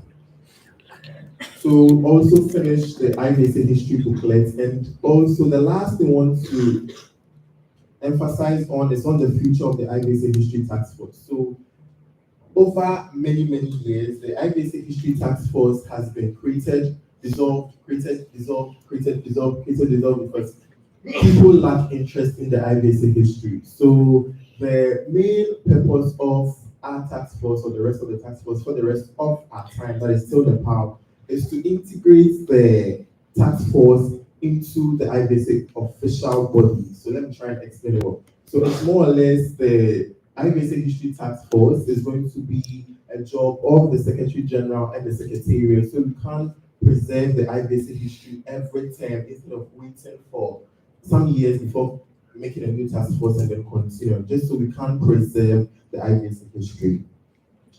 So yes, last I and Jan was the chair, and I will co-chair the task force with Violet. Yeah. And who is a current trustee, we did the work. And I want to leave you with one last quote, that today the IBSA is more than an association, it is a movement. And this excerpt can be found from the article. I hope you scanned it. Let me quickly go back. Please scan if you didn't, so you can read and know more about the history of IBSA. And as by now you know, I like surprises. So, one last surprise.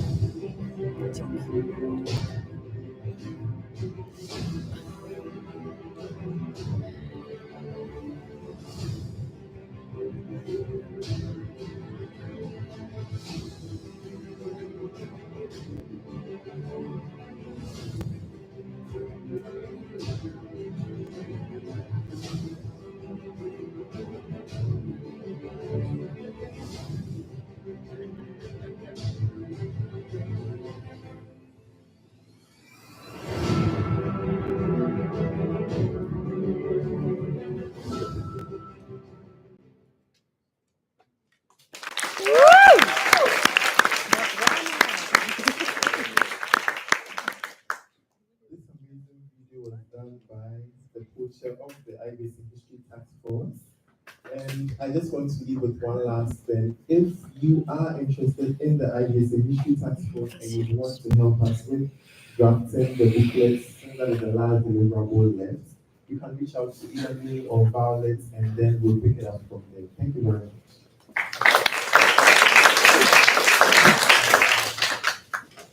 Is there any questions on the ICA Ministerial Task Force? Any questions? Seeing none, thank you, John.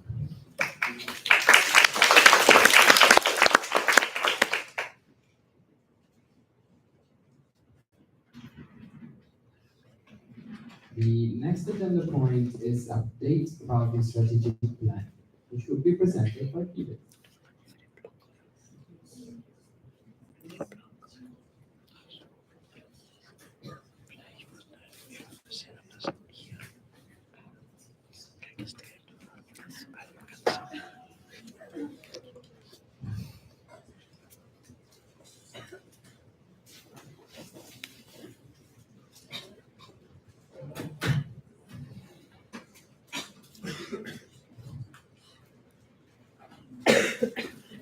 Felix Metzger, IBC Exco, being number 69. Hi everyone. I'm giving you an update about the IBC strategic plan. This is something that we haven't done with the past strategic plan, so we created it, we tried to follow it, but we did not constantly update it. They gave you information about what we're actually doing. And yeah, that has to change. So today, we're going to talk about this wonderful document, the IBC Strategy and Action Plan 2024 to 2029. So a little bit about what this is, the Strategy and Action Plan. So the plan was approved by General Assembly during the 74th ISA Congress in Peru and shall serve as a document of guidance for the upcoming 5 years. Provides information about the current situation of ISA and some action plans for the future. And an update about the progress shall be given on a regular basis to DMOs. And in order to do so, we use our big events, so the symposium and the Congress. However, those that were attending Morocco remember because of time problems, the last G8 that got like extended quite long. We did not give an update, so it's the first time that we're going to give an update about the current strategy and action plan. Where can you find it? This is a screenshot of the website about us, and then legal, and then strategic planning. That's where you find the document. And now let's talk a bit about this strategy of thing, because in this document you can see various surveys, and we ask, for example, all the MOs, hey, do you follow a strategic plan? And as you can see here, the majority, no. But there's one region that provides hope, which is the SNA region. Like most MOs here follow a strategic plan, which is amazing because strategic plan is not there to like bind you to something, so to constrain you. It's there to allow you to follow up on things and to not forget things, because especially with our yearly handovers, a lot of things. Frederick, are you sleeping? A lot of things. Should not tell them. A lot of things get forgotten, and we want to change that. So, a little bit about the IBSA mission. That is a key point of the strategy and action plan. The mission of the IBSA is to benefit the animals and humans of the world by harnessing the potential and dedication of veterinary students, to promote the international application of veterinary skills, education, and knowledge. So whenever like someone really important asks you, hey, what does IBSA do? Code. Just code. And we aim to encourage veterinary students to use their knowledge and abilities to the benefit of both animals and humans, raise the overall standard of veterinary education worldwide, actively support measures to improve the standard of animal welfare worldwide, provide opportunities for veterinary students to undertake education in important areas outside traditional veterinary training, and encourage cooperation between members, veterinary student associations, and international organizations. So far so good. Let's talk about the strategic plan and what we did and what we not did. Because, as mentioned, we try to follow all the things there, but it is not easy. Because, of course, when we're doing the term, we face our own problems, we come up with our own ideas that, like in the strategic plan, even sometimes might be already outdated. I mean, imagine, like in 5 years, we're going to still follow the strategic plan, but a lot of things can happen. So let's talk about the first half of this term. So, we had several action points. I will try to give a little update about each one. So, the expert trust manuals. This was basically manuals about the positions, and this was, in this case, not done by a task force, because we, based on all the ongoing work we had with the EIT task force, with the Events Inclusivity task force, we decided to not create a task force so far, so this is still ongoing. Then the ISA handover manual done by the SG. This happened and is currently under review by the officials. So this can also be done as or can also be seen as like done. Then definition of extra positions. I will not go into the details of each one because then we will spend hours. Like if you want to give it a look, check out the strategic plan. Every action point is explained with what to do, when to do, who's doing it. So again, like with the task forces, like we've been quite careful with all the work and challenges we had this term. So again, this was not created.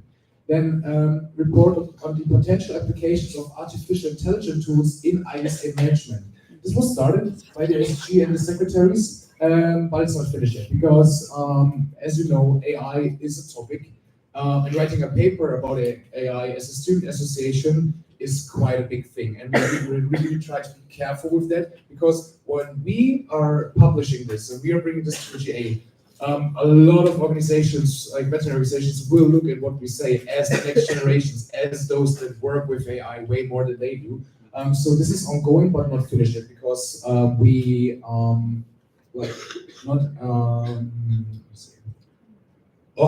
words long. So anyway, this is ongoing. Then ISA communication strategy should be done by the POC and the POC team. This term we did not do this because of the workload by the public relations team. This is like an ongoing topic with all the posts and social media activity we have, and especially in combination with the, during this term, increasing demand by sponsors about metrics, about numbers. We did not have the capacity to work on that. Then the ISA manual on strategy, supposed to be done by the ISA SPC. This is also almost done and currently under review. This is basically a manual about how to write a strategic plan. Because in the past we just like had some experienced people who knew how to do it, and then we're doing it. And in order to make this process easier, they, like the SPC team, is finishing this manual. Currently some final details are being checked, and then this will go to the ISA officials for further review. Then SA23 survey, veterinary student perception of soft skills, with like done under STOCA. So this has been ongoing, so this is still in process. Then the SA29 animal health stakeholder map, supposed to be done by the ERO team. We did not do this specifically. However, the external relations team has been working in other areas towards these goals, because basically what we're trying to do here is to set up like a big overview about all kinds of veterinary stakeholders, in which areas and how we can cooperate. And the external relations team is not like specifically working on that strategic plan point, but for example, on internship database things, on the new contracts, on spreading the network, on a list about potential contacts, how to reach out to them. So basically, there was a setup done for this point, but it's not like not done. Then the ISA report on regional priority areas is supposed to be done by the MOD team. This is also not done. Reason is that this year the MOT team, given that we had two special general assemblies, so two events that did not have the full 1.5 years time to plan the event, needed like a lot of attention. It was a lot of work. So the MOD team, besides the regular work of like meeting with DMOs and so on, wasn't like there was no capacity for this strategic point. So let's look at the second half of the term. Again, like this is basically part 2 of the 2 for this point, so not done yet because it wasn't even started. Same here, the same point here, so still ongoing. Same here. I would say quarterly meetings. This point is basically about setting up another meeting between IVSA Global and DMOs on a quarterly basis. However, given that we were quite unsure with the Events Inclusivity Task Force how the vote will be regarding the extraordinary session and so on, we didn't touch that point, also because we didn't see the capacity yet to go in that direction. But what's going to start soon is the ISA Event Strategy Task Force. So we couldn't start this because we had the intention to wait for the results of the Events Inclusivity Task Force. So now, with the GA resolution that you all have been voting on, we now have the Event Strategy Task Force, so this is existing now and it will be worked on. Then a GA resolution on money to be allocated to the development fund from the excedent of the annual budget. Supposed to be done by the treasurer. We did not do this yet just because our budget currently does, like this year's budget looks good, but our income compared to our expenses do not look good enough that it makes sense to bring something like this up yet, because therefore we should have more exceeding money left than we do at the moment. Then Skoka soft skill library. This has been started. As you can see here, says like 1 out of 9. So this is a project for every year, and this has been started and will proceed over the next years. Same with the soft skill festival that was done. Also the ISA trainer network by Skoka. ISA alumni database by the Alumni network. What happened this year is that the alumni database was finally reviewed and some actual numbers were found. However, we are still far away from the actual goal of the of this SA in really maintaining and updating the alumni database on a better regular level. However, we can consider this as like half done basically, because things happen, not fully, but it was a start, and we will now proceed like in the next term with that. Here, animal health stakeholder map 2 out of 2, so what I already mentioned. And IBSA strategic focal point 3-year action plan, supposed to be done by the CC. So this is basically setting up strategic plans for all committees and networks, and that was done. Almost for all committees and networks finished. For the remaining ones, we will try to finish it until the end of the term. So, I want to give you a little bit of a foresight about what's going to happen in the next half. Besides like looking at those points that we were not able to finish this term, we also want to highlight the points that are supposed to be done the next term. There are actually some quite exciting ones here. I will not talk about all of these, but for example, like a key point would be the IBSA Digital Archive and Documentation Portal. First of all, this would help the History Task Force because we would have an actual archive. And also in terms of documentation, this will help the ERO team a lot because this is also about collecting the metrics, given that those are more and more important. Then the Event Strategy Task Force, so also ongoing, as mentioned earlier. And this year, like another task force that could be really interesting for the upcoming officials if they or basically the new executive committee decide to create it. It's the IBSA International Mobility Program Database. And what's that? Basically, this point tries to create a database about all fundings that students can access to get mobility programs. For example, when we're looking at our Congress, we're trying to support with our own travel grants through the DAD, or for example, now with the SIVA, with the Royal Canin Mars partnership, with those travel grants. However, there are a lot of opportunities out there in the world for students to apply for funding. And but it's really hard to find your way through all these. Like, am I eligible to apply for this? Am I not? So this task force wants to create this database so more students have the chance to actually find help for themselves. So this shows support. And another 2 interesting projects are those self-assessment forms for trust and exco positions that are supposed to be done by the upcoming trust.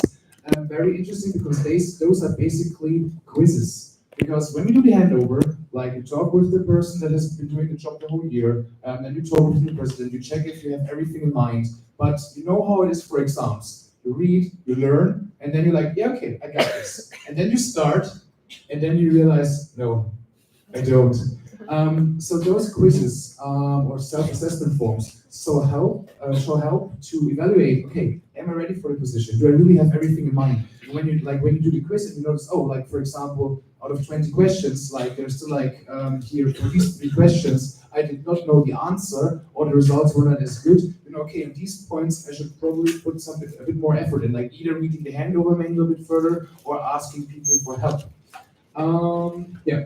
And last but not least, another point I want to highlight for the upcoming term is the ISA Regional Strategy and Action Plan. So same thing as we've done for the communities and networks this year, we want to do for the regions next year, because it's really important that they also follow a strategy, especially given that the regions are still in ISA history quite young. And a lot of rules and things are not perfectly determined, a lot of things are unclear, and in order to support that and to avoid discussions, this will be a key point for the upcoming term.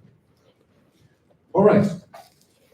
So, again, why do we not just do everything that is mentioned in the strategic plan? Capacity, like big issue, because being an IBSA official is a huge amount of work, and we have a lot of ongoing projects. So, for example, like with an ExCo, you have your like things you have to take care of, and then all those things mentioned in the strategic plan are always something extra.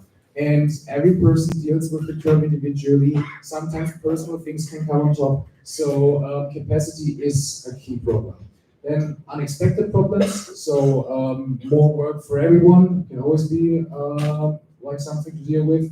And working on our basics. What I mean with that, as mentioned a few times, I'm pretty proud on the whole for the whole team about how we dealt with a lot of ongoing issues from the past terms that were not dealt with to fix them. Because in the end, we can always try to make like really big improvements, like doing 2 steps at once. But a lot of times it's also about like, okay, not ignoring things that are going on, are going wrong for quite a while. So this is also really important every year that the new officials, for a lot of things, ask, okay, why?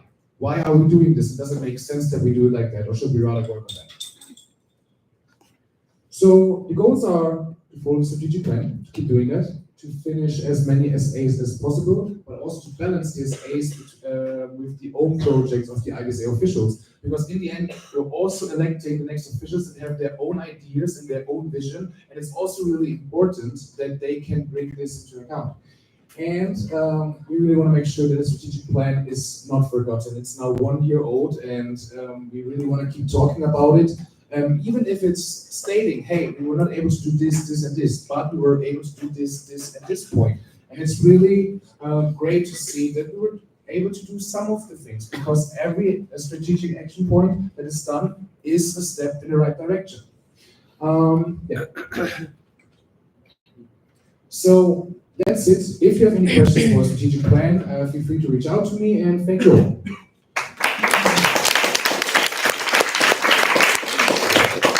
Is there any question regarding the strategic plan?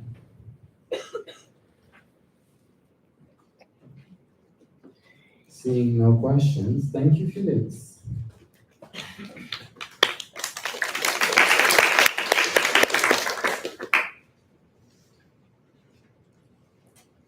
The next agenda point is election results.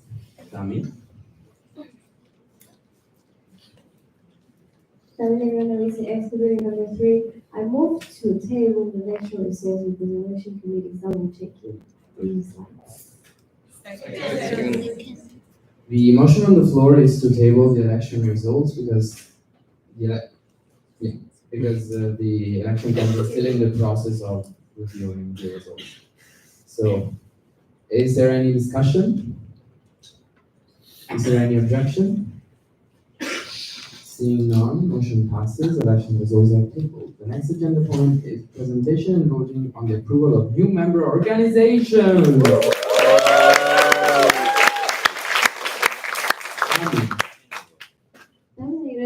Excluding number 3, and this is looking to important for the event. And now we'll start with Argentina. A bit of information about Argentina. Argentina is a country of South America with 23 provinces and an autonomous city. The official name is Republic of Argentina. You can have more information about them there, of course, the official language is Spanish. This is Argentina's map. And the university that will be joining us right now is National University of La Plata. And well, we don't have more information about the university, but also some pictures for This will be the National Committee. The President is Franco Nicolas Pena, Exchange Officer Jesus Miguel Patiño Perez, and additional board member Ana Valentina Caporelli. Why do you want to join?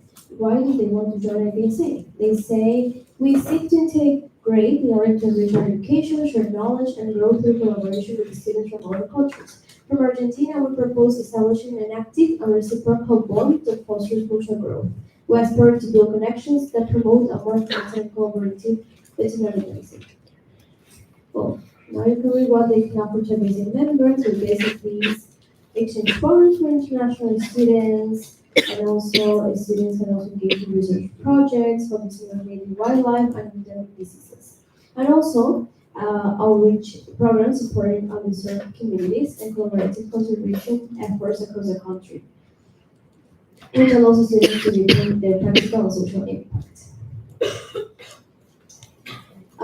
Which activities in the basic are they necessary to take part in? Opportunities including attending conferences, gaining access to employment opportunities, participating in student exchange programs, expanding professional networks, and acquiring new tools for advanced research. Their last message says, we are honored by the opportunity to join IBSA, fostering international collaboration and contribute to the advancement of the global veterinary community. This is a historic moment for veterinary medicine in our country. Soon, our universities will have the opportunity to access invaluable resources shared by students and professionals from IBSA. This collaboration will enable Argentina not only to receive knowledge, but to generate and share it with the world.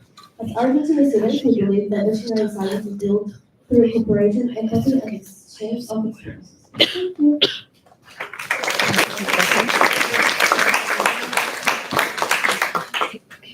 Now, I will continue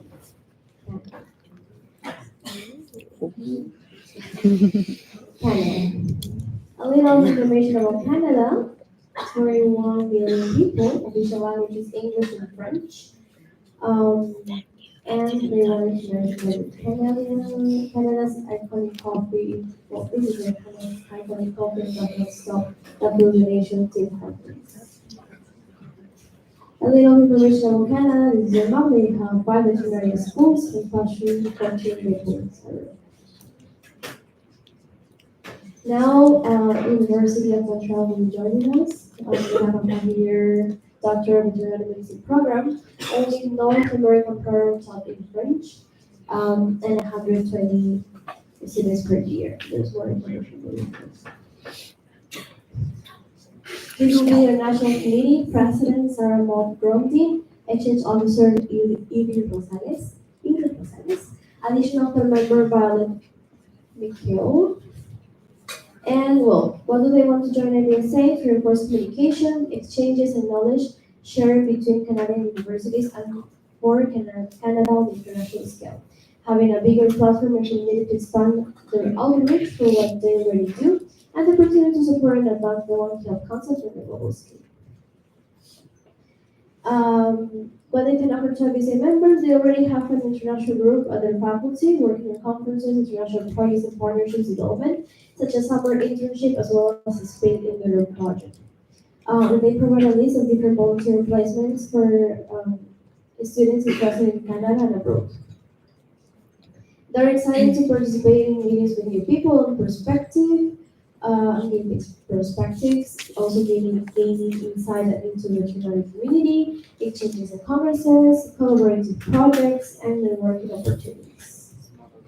Thank you, and we want to thank Jennifer Said from the Canadian Veterinary Medical Association for her support in starting this project, and to the VSO officials for the structure, Ignacio Salazar and Tony for the continual support. Thank you.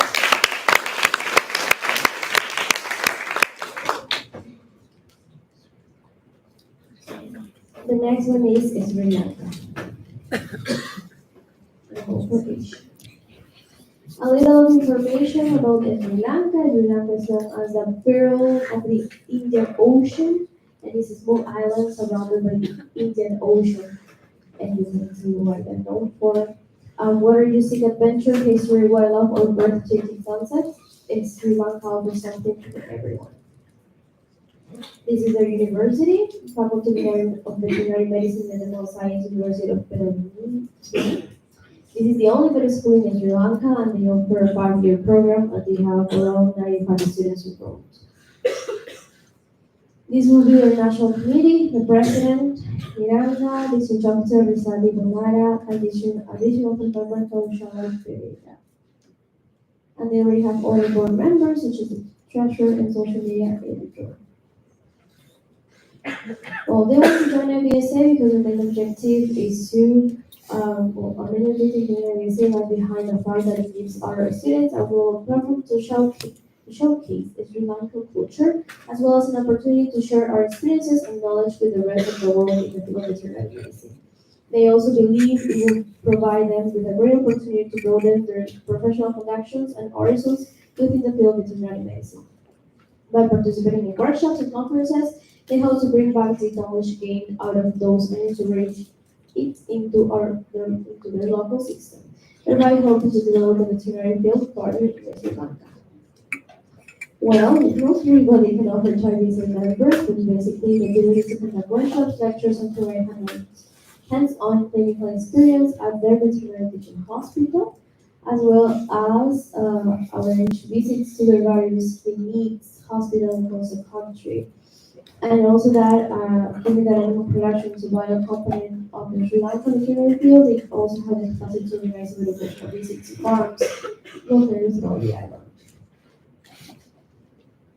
They are eager to take part in international exchange programs as they offer the opportunity to experience veterinary practices in other countries, share knowledge as well as build global friendships. We would also like to take part in local events initiated by IBSA, like animal welfare campaigns, One Health awareness projects, and educational workshops.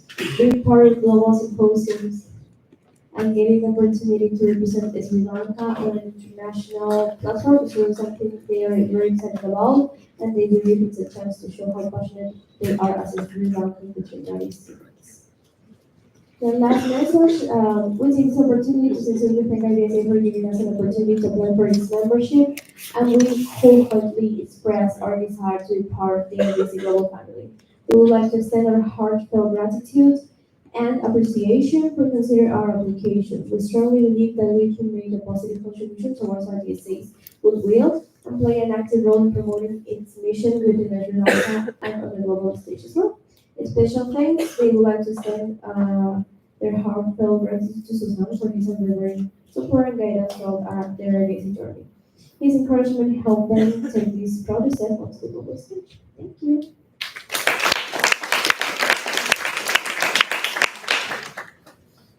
And the last one is Nicaragua.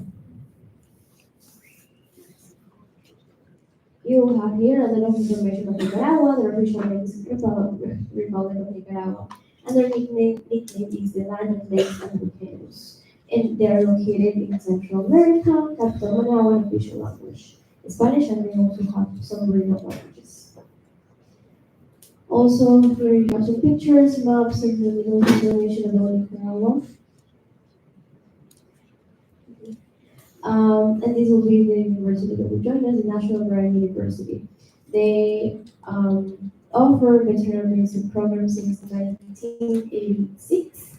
And their program has operated an on-campus university for the last 6 years. Each year, they approximately have 2,000 students throughout the classroom-based and blended learning modalities. On April 10th of this year, the first public veterinary hospital in the country was inaugurated, and this hospital provides care for companion animals for animal and occasional wildlife cases. This will be their national committee president, Ana Sofia Ramirez Hernandez, exchange officer, Catherine Giselle Rodriguez Gonzalez, additional for member, Maria Celeste López Espino, and we already have another member, Rodrigo Enrique Ortega.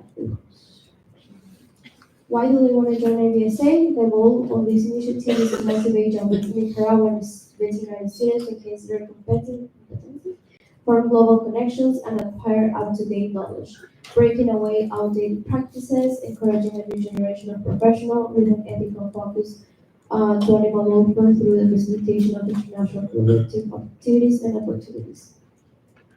They can offer continuous training through workshops and webinars with the support of veterinary medical teachers who report the relevant topics of veterinary medicine, public health, and novel for our address. Their student team is committed to participating in international thematic meetings, contributing to parties and actively representing Taiwan IBSA. They're excited to participate in our exchange program, collaborations and partnerships, conferences, symposiums, and debates. Then later, we extend our sincere gratitude to each and every delegate for your active participation and insightful contributions during these discussions. Your dedication to the future of veterinary medicine is really inspiring. They believe that accepting their role in IBSA will mark to Nicaragua a significant step forward, fostering even greater collaboration, innovation, and impact within our global community. It represents a shared vision of progress and commitment to empower veterinary students worldwide. Let's embrace this opportunity to build a stronger, more connected IBSA together, and we're confident that with your support, we can achieve remarkable things. Thanks for your trust and for your vote for a brighter future. Thank you.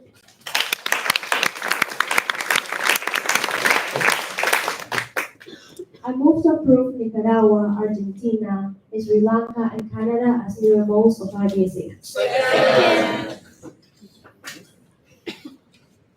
The motion on the floor is to approve these new MOs in the Argentina, Canada, Sri Lanka, and Nicaragua. Is there any discussion? Is there any objection? Seeing none, congratulations, IBSA Argentina. IBSA Sri Lanka, and IBSA Nicaragua. Join the IBSA family.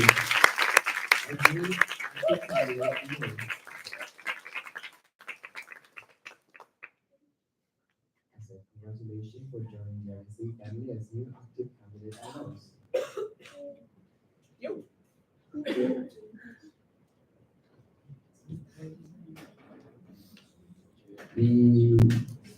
Yes. Sensi?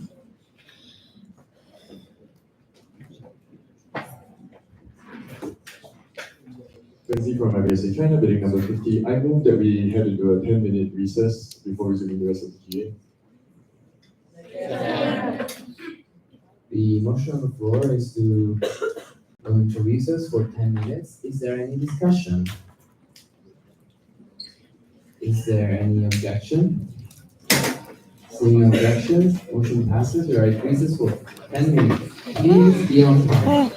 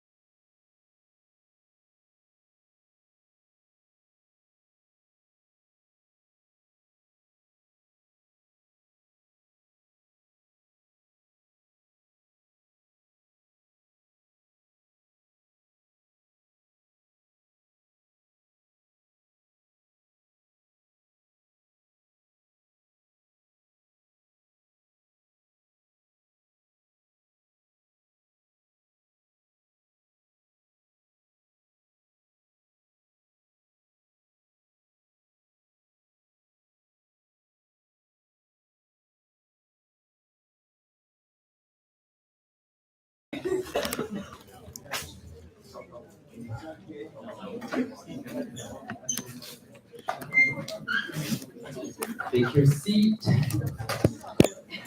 The chair is calling the GA back to order at 3:53 GMT plus 8. So the next agenda point is the Be Kind Award, which will be presented by John Jang.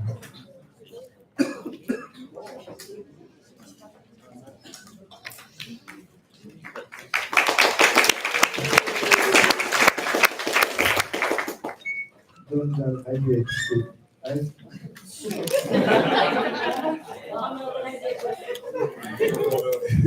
That was just by the way. John Jan, I get Expo meeting number 6, and I'm here again the last time to present the Be Kind Award.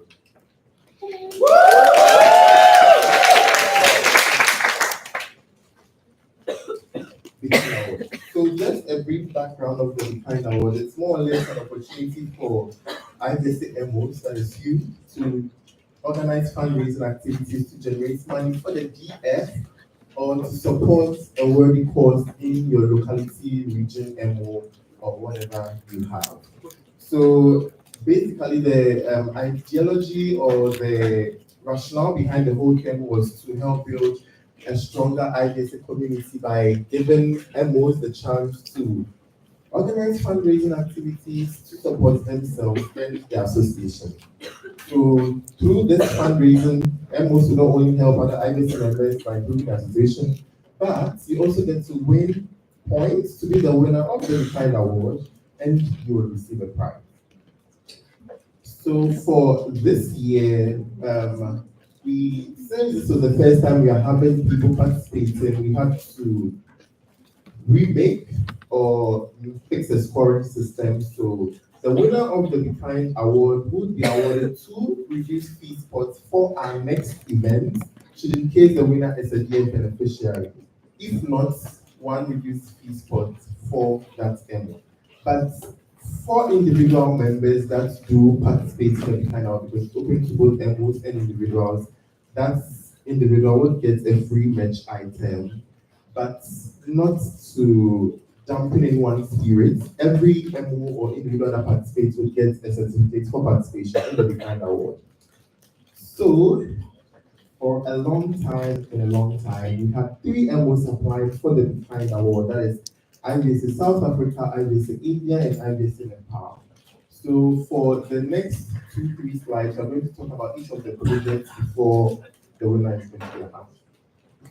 So for IVSA South Africa, they organized a fundraising. They organized fundraising activities throughout their term. That is big sale, yard sale, laptop stickers, bumper stickers, merch, whatever, just to raise money to undergo a vaccination campaign. So in total, they raised 97 euros for this project, and they vaccinated 200 pets in a district in their MO.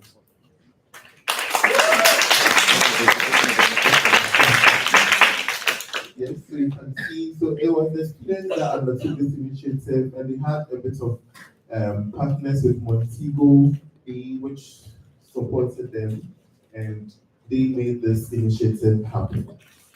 And for IVSA India, they launched their own merch titled Vet Vogue, and they produced the caps and the t-shirts that you saw the Indian delegation wear, and also the notebooks and pens you saw during the silent auction. Those are all items from their Vet Vogue. So the first portion, the monies they received were used to fund 7 students travel around to attend the summit, and some of the merch was also donated to the GF as a way of giving back to the DF. So those were the items you saw during the silent auction. And if you still want to support the DF, you have 3 caps left. You can pick them up. One going for 30 MTQ. That was just my own.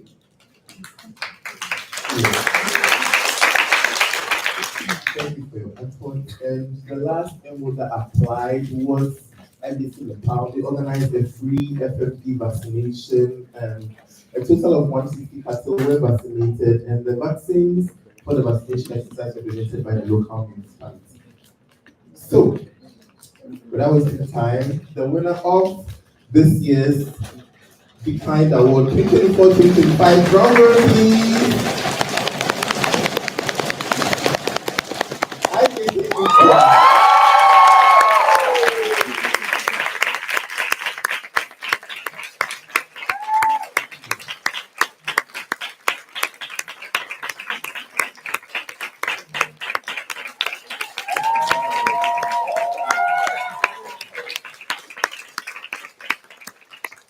just to give a brief overview, the points were awarded based on the diversity of the application and funds generated and also what the funds were used for.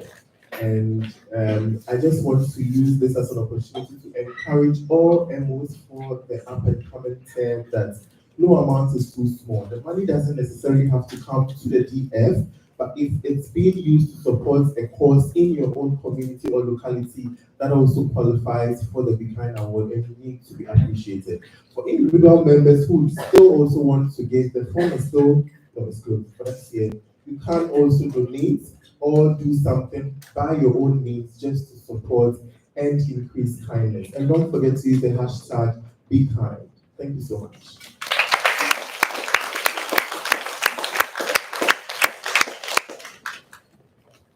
Is there any question?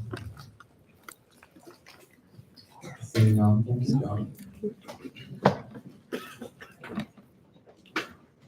The next agenda point is .MO competition. It will be presented by Alumni.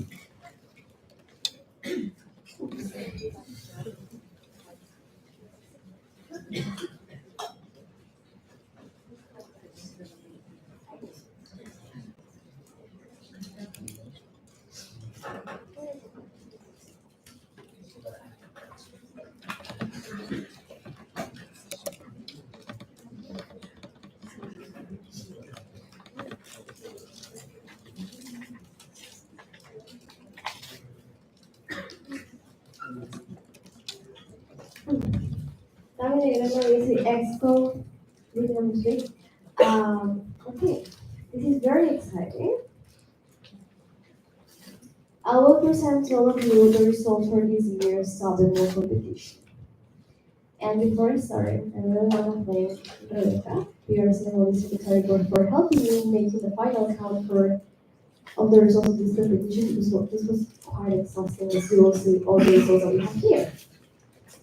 So for this year's Sabemo competition, you'll know that we wanted to improve it and award MOs more because of all the activities and things you do, because they give recognition. So you know the Sabemo competition is done once per year. This year, the national presidents and youth could fill out the form, and basically we base a scoring of the competition on the MO activities. What is new this year? This year we have regional winners, which means that we'll have the best MO per region, besides the top global MO. And also we have some other subcategories. We have the best MO on social media activity, best MO on national activity, best MO on international activity, and best MO on exchange organization. The prize for the top global MO is to reduce face spots for one of our live events in 2026. That being said, we're going to give now the MOs that won the categories that we have. And so,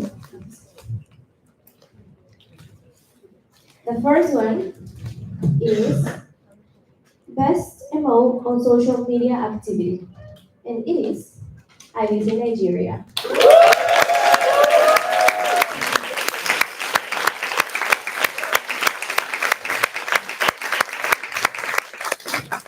Then we have Best MO on national activity, and this is IBC Germany.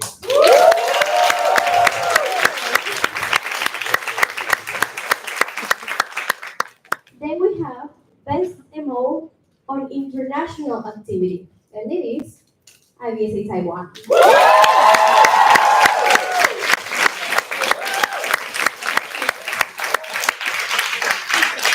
And last but not least, we have Best MO on exchange organization, and it is IBSA India.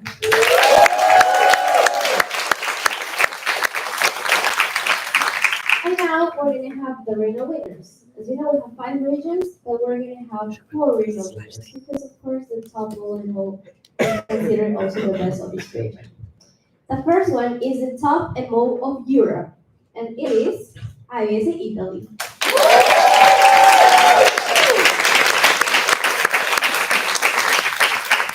The next one is the best MO of the Americas, and it is IBSA Peru.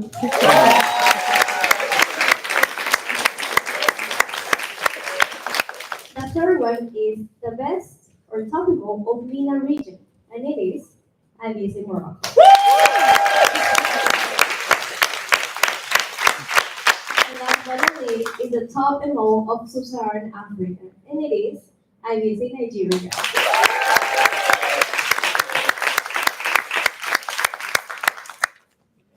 And now, the top MO for 2000, the top global MO for 2025, and the winner is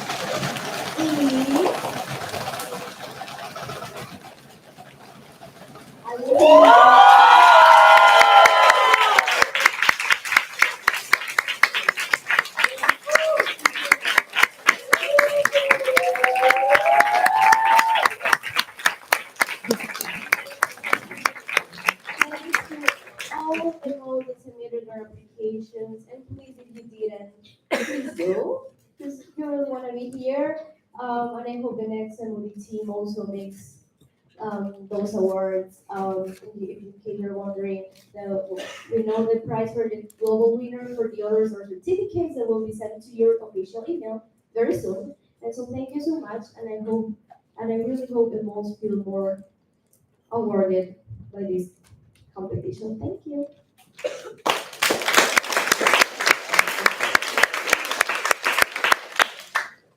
Is there any question on the document?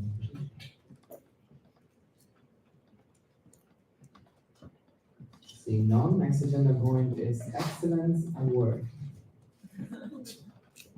Ali?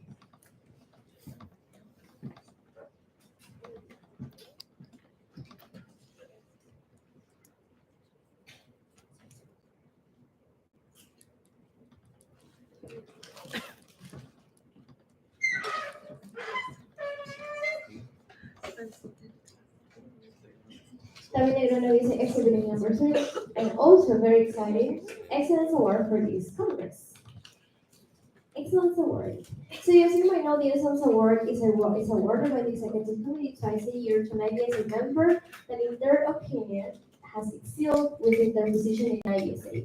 This award was made to recognize the great work these winners have been doing to motivate others to follow their lead. Nominees can be an EO committee member, OC member, or any IBSA member. Something I also talk about in Morocco for this year's Excellence Award, we also made some changes. We can read the question that we have also for the Excellence Award competition in Morocco. Also, this term we created the scoring criteria to have a guided and fairer selection process, and the award for the winner of this competition will be a reduced spot for any IBSA Global Online event in 2026. For the scoring, it was done in 2 parts. The first part was done by 5 secretaries, 4 MOD secretaries plus an extra secretary. And you can see here how they scored, and the average of each nominee. That's how we had the top 5. And we have this top 5. Extracto La Parade from IBSA Greece, Ika Design from IBSA India, Ed Web from IBSA Nigeria, Canon R from IBSA India, and Protoma Candidaja from IBSA India. Yes, please.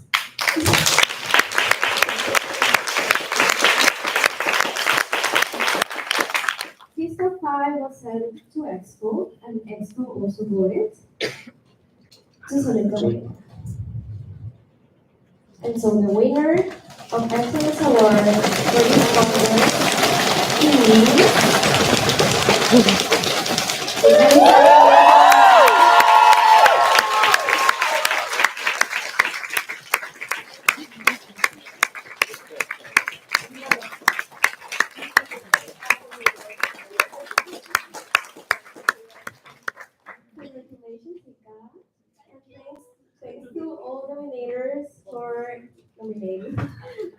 vote for the Excellence Award, and please nominate people, and they can also be here and do an amazing award. Thank you. Is there any question on the Excellence Award? Seeing none. We are done with the J1 onwards. So we will resume with the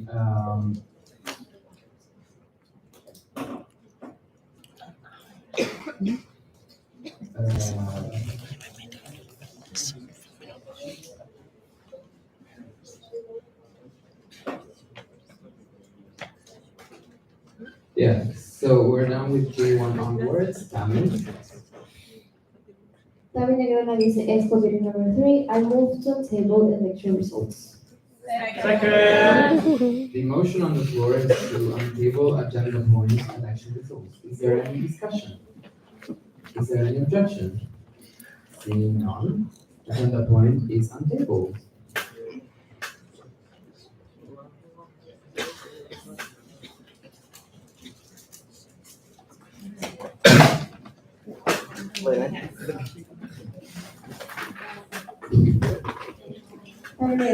Expo Bidding number 3. And so it's time to meet the IBC officials for next term.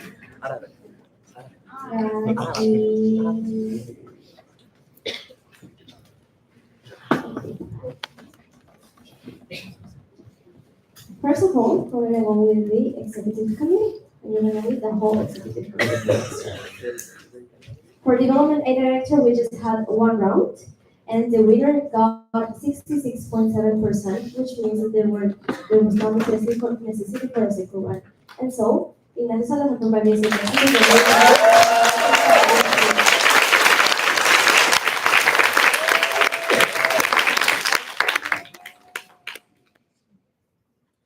member organization director. The winner also got 69%, and therefore, Ryan's Academy.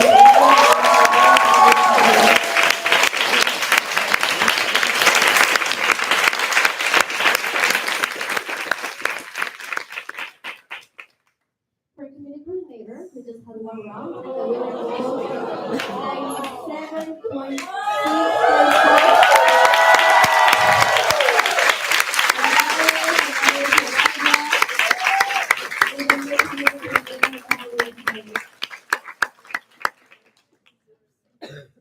Our new public relations coordinator is Rebecca Vizca.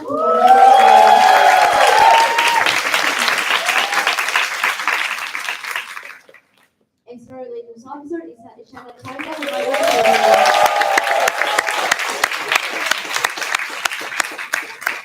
Treasurer is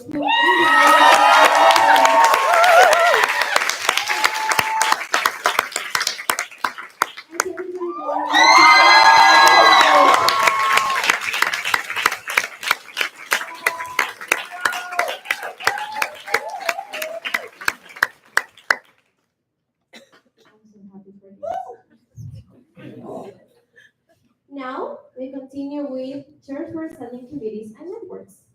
The first one is the chair for the animal welfare committee. And the winner got 72.5%, which means that there was no necessity for second round.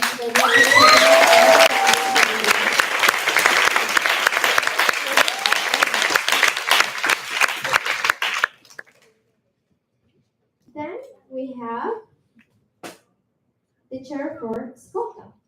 And here we had 3 rounds. In the first round, as you can see, no one got more than 50%, which means that we had to go for a second round.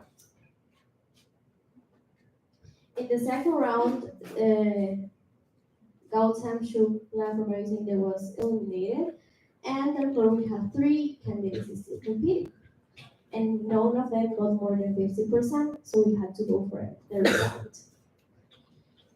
And in the third round, Mohamed Abdul Samad from IBC Pakistan got 60.5%, which means that he's a new spoken candidate.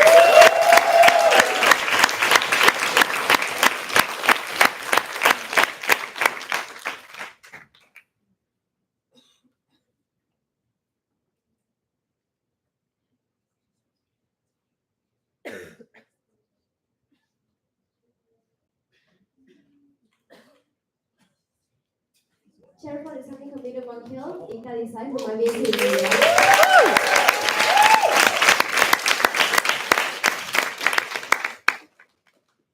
Chair for the Standing Committee of Wellness, we have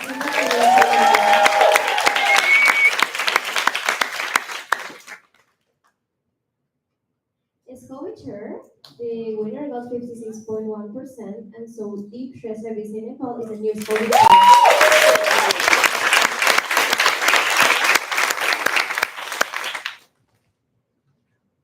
Pathology Network Chair, the winner got 95%, and therefore Prakriti Chaudhary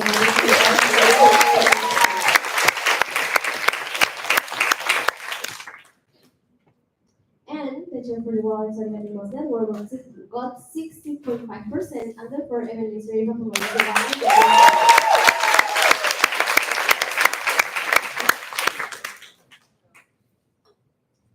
Network Chair, Daria got 86%.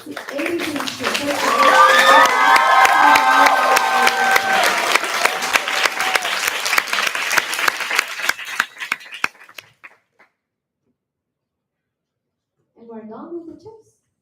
And now we go on to the trust. Those are all the percentages that we want for trust nominees. And therefore, Eric from obviously China.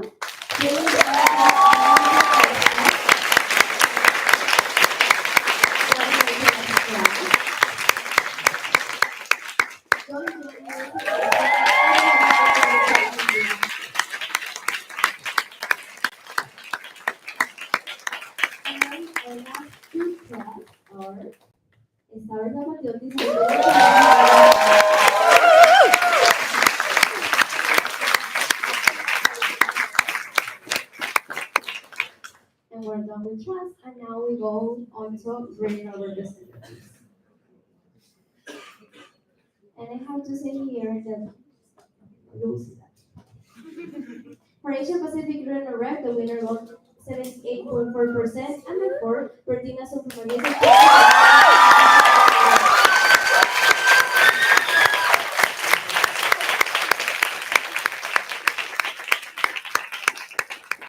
For Europe, we had 2 rounds because none of the candidates got more than 50%. And in the second round, there was one candidate that got more than 50%, and it is Eleni Polito.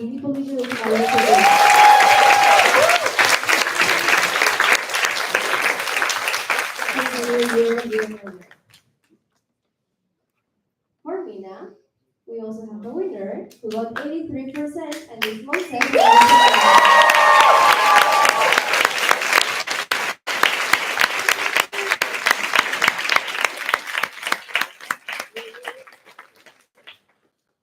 And for SSA, we have Edward from Aviation Nigeria.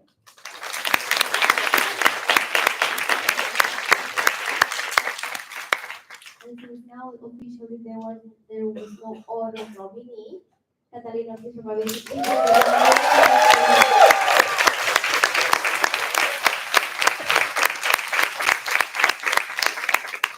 Congratulations to all winner reps. And now we go on to the secretariat. Those are all the votes that we got for secretariats. You can see all of them there. And also here, all of the candidates. And Rashana Daha from Aviation Nepal and Nomer for Lieutenant Professor Turkey are now on the secretariat. We also have Matthias Jagla from Aviation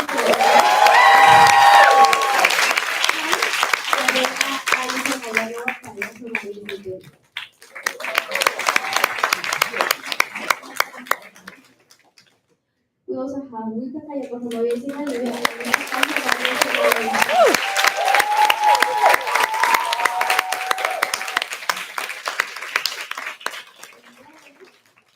We also have Nana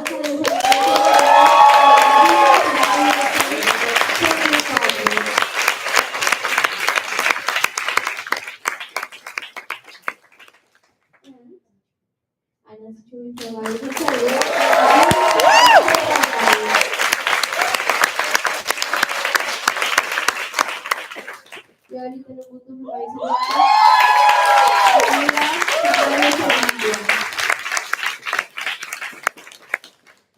And that's all for the secretariat.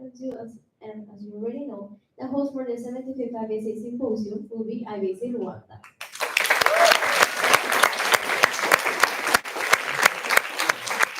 That's all congratulations to the winners and thank you from this year's selection committee. And I want to thank my beautiful election committee for all those times that we didn't miss. For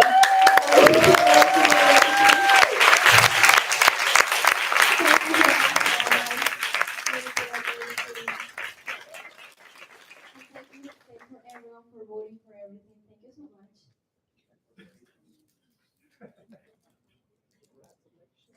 Is there any question on the election results? Seeing none. Thank you, Dami. And thank you, election committee.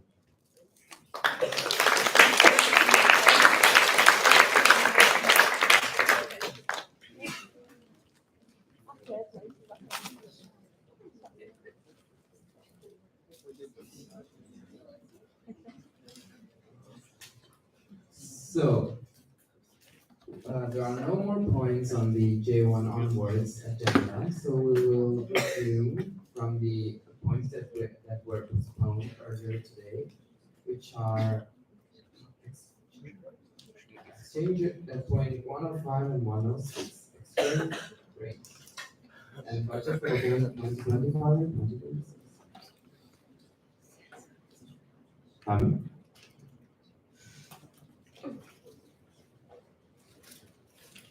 También hay una visa excluded under the presentation is exchange rate. Exchange rate for the term 2025-2026. So last term, we had exchange rate of €1 for 1.1 US dollars. And as you can see, information provided by our business treasurer, those are the values of 2025 regarding the exchange rate. In the documents drive and their important documents, you can find the document that is here that has a lot of technical research as well provided by our amazing treasurer about exchange rate. And also just a decimal point is not enough for currencies, and the most accurate the better.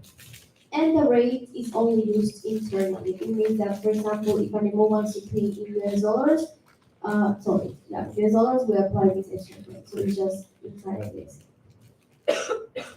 I'm also approved an exchange rate for next term of €1 equal 1.16 US dollars. Second. The motion on the floor is to approve an exchange rate for next term of €1 equals $1.16. Is there any discussion? Is there any objection on the motion on the floor? Seeing none, motion passes and the exchange rate is approved.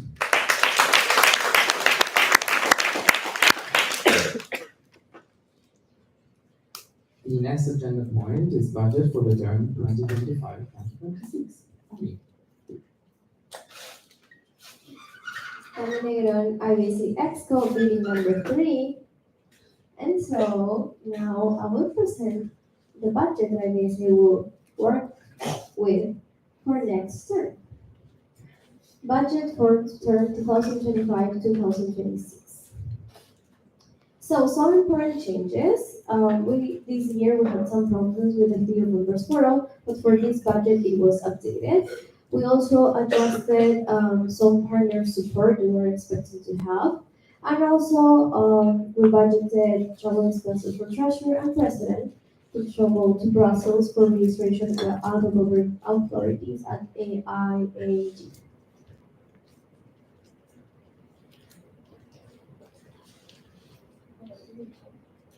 Okay, sorry for mistake.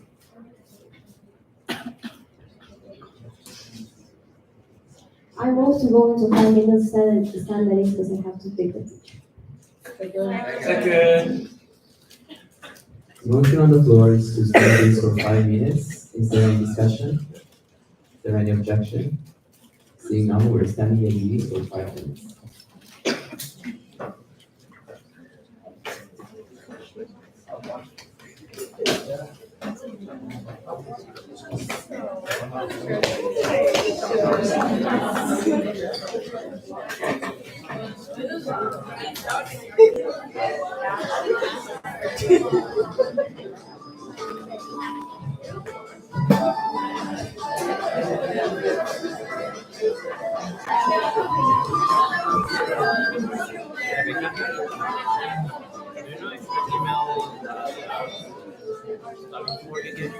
What? Our emails, I think, are not working yet. Yeah, it takes, I think, a few more days. You mean the IBSAM email? Yeah.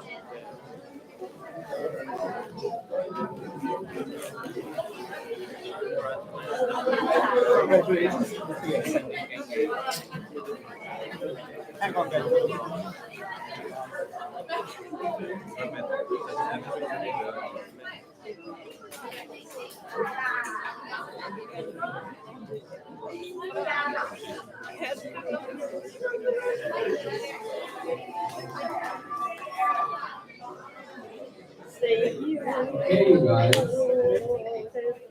So 5 minutes haven't passed.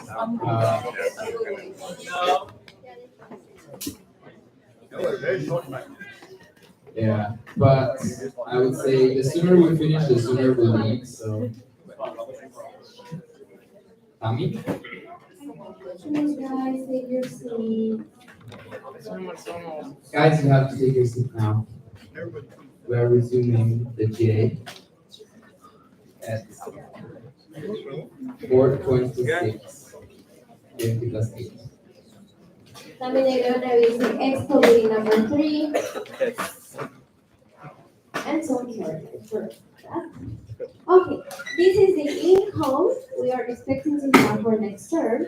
I had to update the new income that we have for WG. Okay, we have the income for membership fees that if you compare it to past term has decreased a little bit because of one vehicle that is let out by the thing. We also have the CF tax force imposing and Congress, so we shouldn't be it should be Congress. And then we also have the income for Purina, SIVA, laws for animal, for Canadian animal welfare, Royal Canin Mars, the sponsor of ISA, and also we have travel grants given by Royal Canin. Also travel grants given by SIVA, Purina brand, 5,000 euros, and our new income, 5,000 euros given by WB SIVA.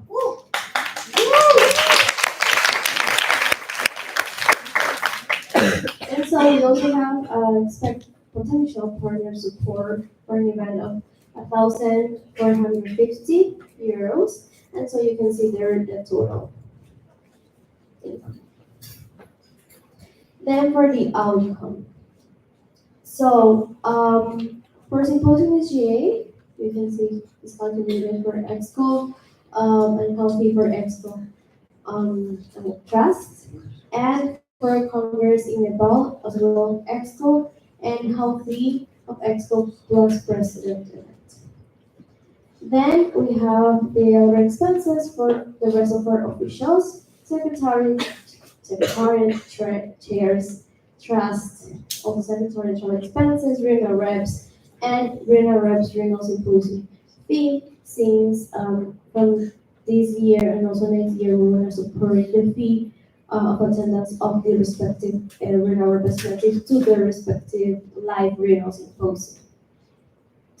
Then we also have travel expenses for events, for partners events, and for sponsors events, as you can see, and all the travel expenses that I will explain now. So this is a breakdown of the partner events that the president attends on behalf of IBSA, which are basically the same as this year's president, so this is that. And the amounts are considering my location, which is quite far, so most of the times to some of the places compared to Felix, for example. And as you can see, for example, specifically for Wasao, which is closer to our country.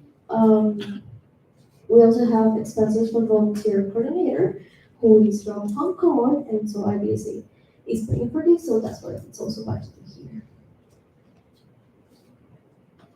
Also, we intend to send one official for FIVA, but we still need to check according to expenses, and we also need to know where the officials are from.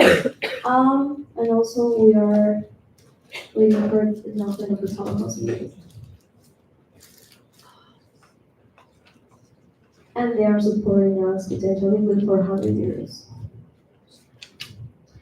Here you have all the travel expenses. We have a budget for the president and next president-elect, and also registration travel expenses are explained in the first slide, and unexpected traveling, because it's always important. We prepare for a situation. And also we have here some for sponsors. Unfortunately, we wanted to attend WBC, the Western Training Conference, or BMX, which is an event held both in the US, but because of financial constraints, it was impossible to budget it. So we won't attend that event, but I still wanted to put it here. Here's again Wasawa, but it's not for me. It's to bring our external relations officer to Wasawa, because it's very important for our contacts already created to meet the new external relations officer and also to create new collaborations. That's budget considering his location as well.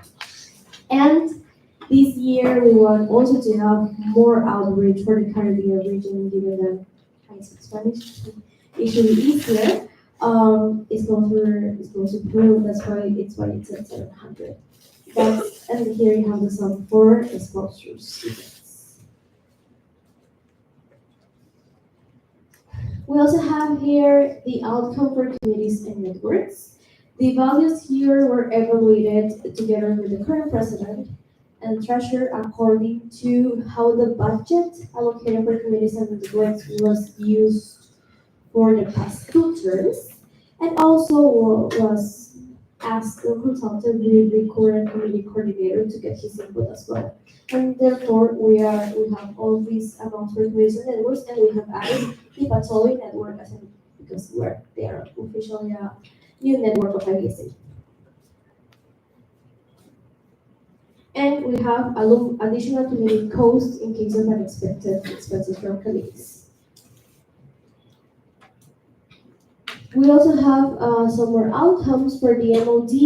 We have 800 euros, 400 for the prizes for top level competition, and another 400, 200 each for prize for the Excellence Award. And also, you see Europe there because Purina brand was the income is a sponsor of IBC Europe for the Renal Symposium, and so they get 5,000 euros. That's why they are the only region getting money. We also have some other expenses like official uniforms, so you can see the more officials, and official tools that versus the RAI that our Secretary General uses, business cards, and so on. We also have some other costs like for the website, server hosted costs, election, because to do the elections, which is we need to pay, and so as well, and some other costs like bank administration and currency discrepancy. And with unexpected expenses, this is the total, and with that we are in a result of minus 102 euros.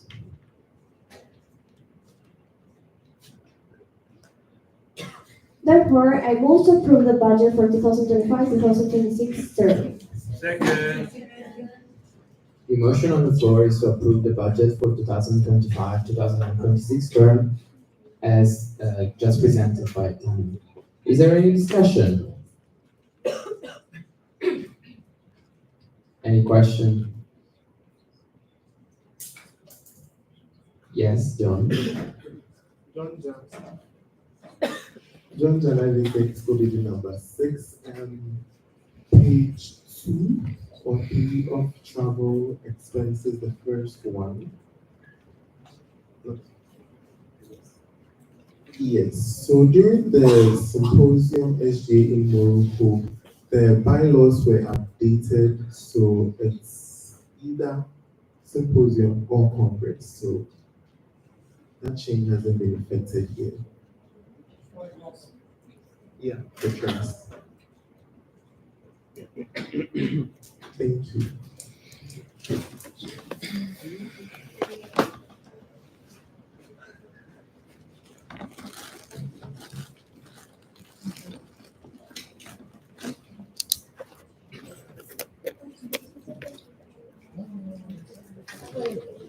Okay, yes, that's true. Oh, sorry, that I don't have this exclusion number 3. That's true. Trust have paid halfway in either symposium or congress. And so that's a mistake, but it does not affect the final result because, like, as for example, the secretariat, they can also pay halfway for one event, and so just for a clarification, thanks to the previous speaker, it does not affect the final budget, but I'll change it with the new treasurer. Is there any further discussion? Remind you again that the motion on the floor is to approve the budget for 2025-2026 term. Is there any discussion? Any objection? Seeing no objection, motion passes, the budget is approved.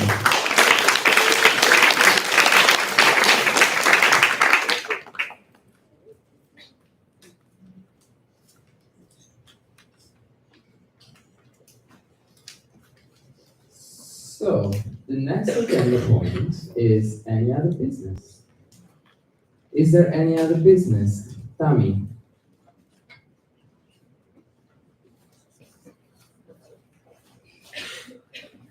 Tammy is Expo bidding number 3. I would like to add to any other business the recognition of the status of active MO to IBSA Chile.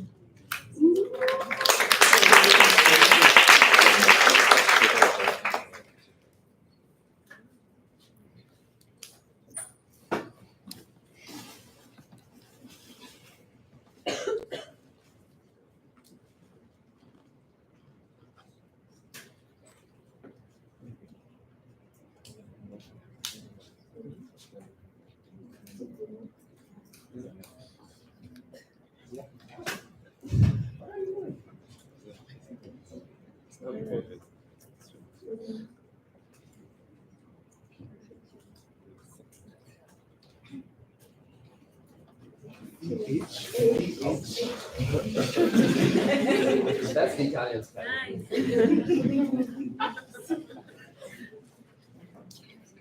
So the current point is the recognition of active MO status to IBSA Chile. Tammy, do you want to say something about this?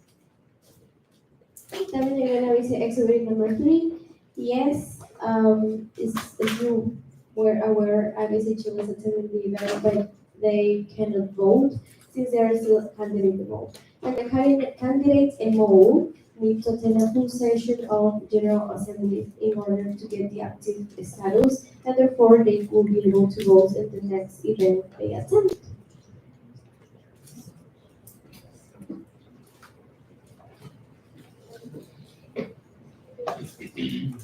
So, basically, since IBSA Chile has attended a whole session of the General Assembly, we would now want to acknowledge the fact that IBSA Chile has gained the active status as an active member organization. So, congratulations.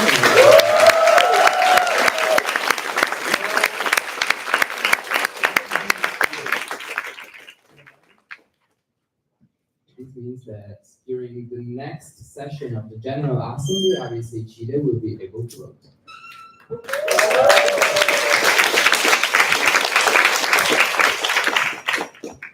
Is there any other business? Felix?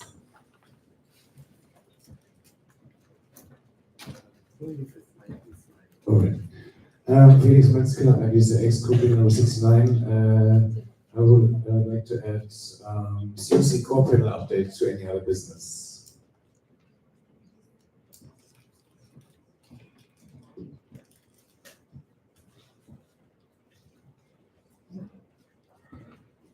So, Felix. Felix Metzger, ISA Exco Building number 69.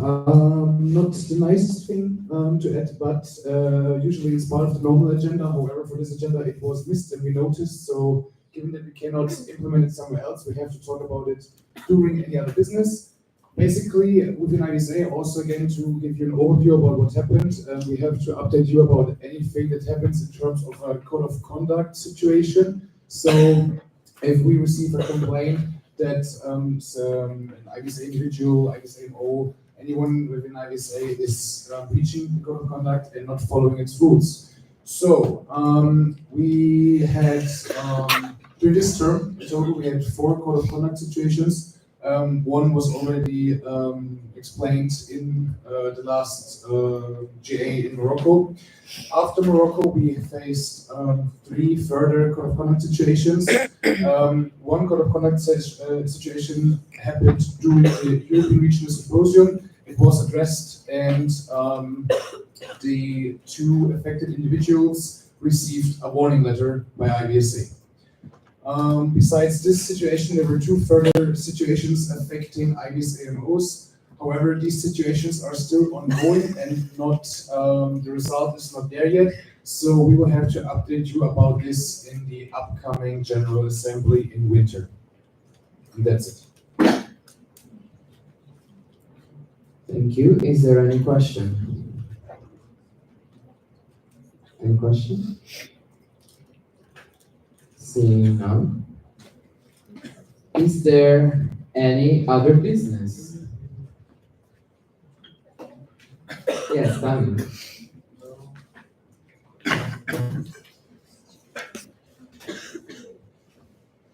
I want to add evaluation form of the event. Evaluation form of Taiwan Congress.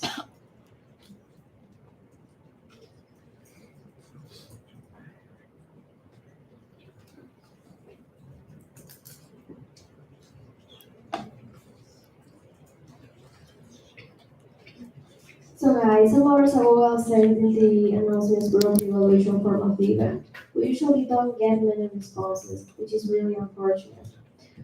Each of you can fill it out. It doesn't have to be one per delegation. We need as many responses as possible. That's the only way we're going to improve our events for the future, because if we don't get your input, we cannot improve our events. So please take some time, less than 5 minutes, I promise to fill it out, and please fill in the evaluation form of the event, because this is really helpful for us, for officials in general, and also will be for next week.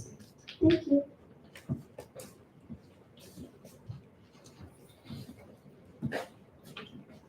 Is there any question, first of all?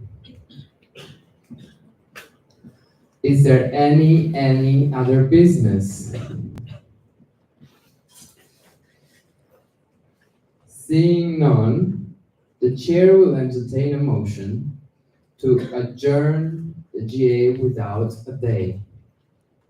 Alumni. Miss Gala, IBSA India Building number 36, I so move. The motion currently on the floor is to adjourn the session of the GA without a day, which means that it will terminate the session of the GA for this event, and the GA will reconvene at the next event in 2026. Is there any discussion? Is there any objection? Seeing none, the GA is adjourned and will reconvene in 2026.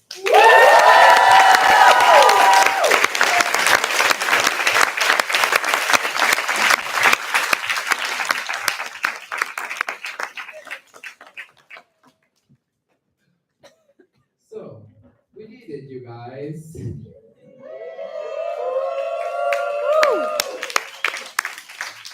First of all,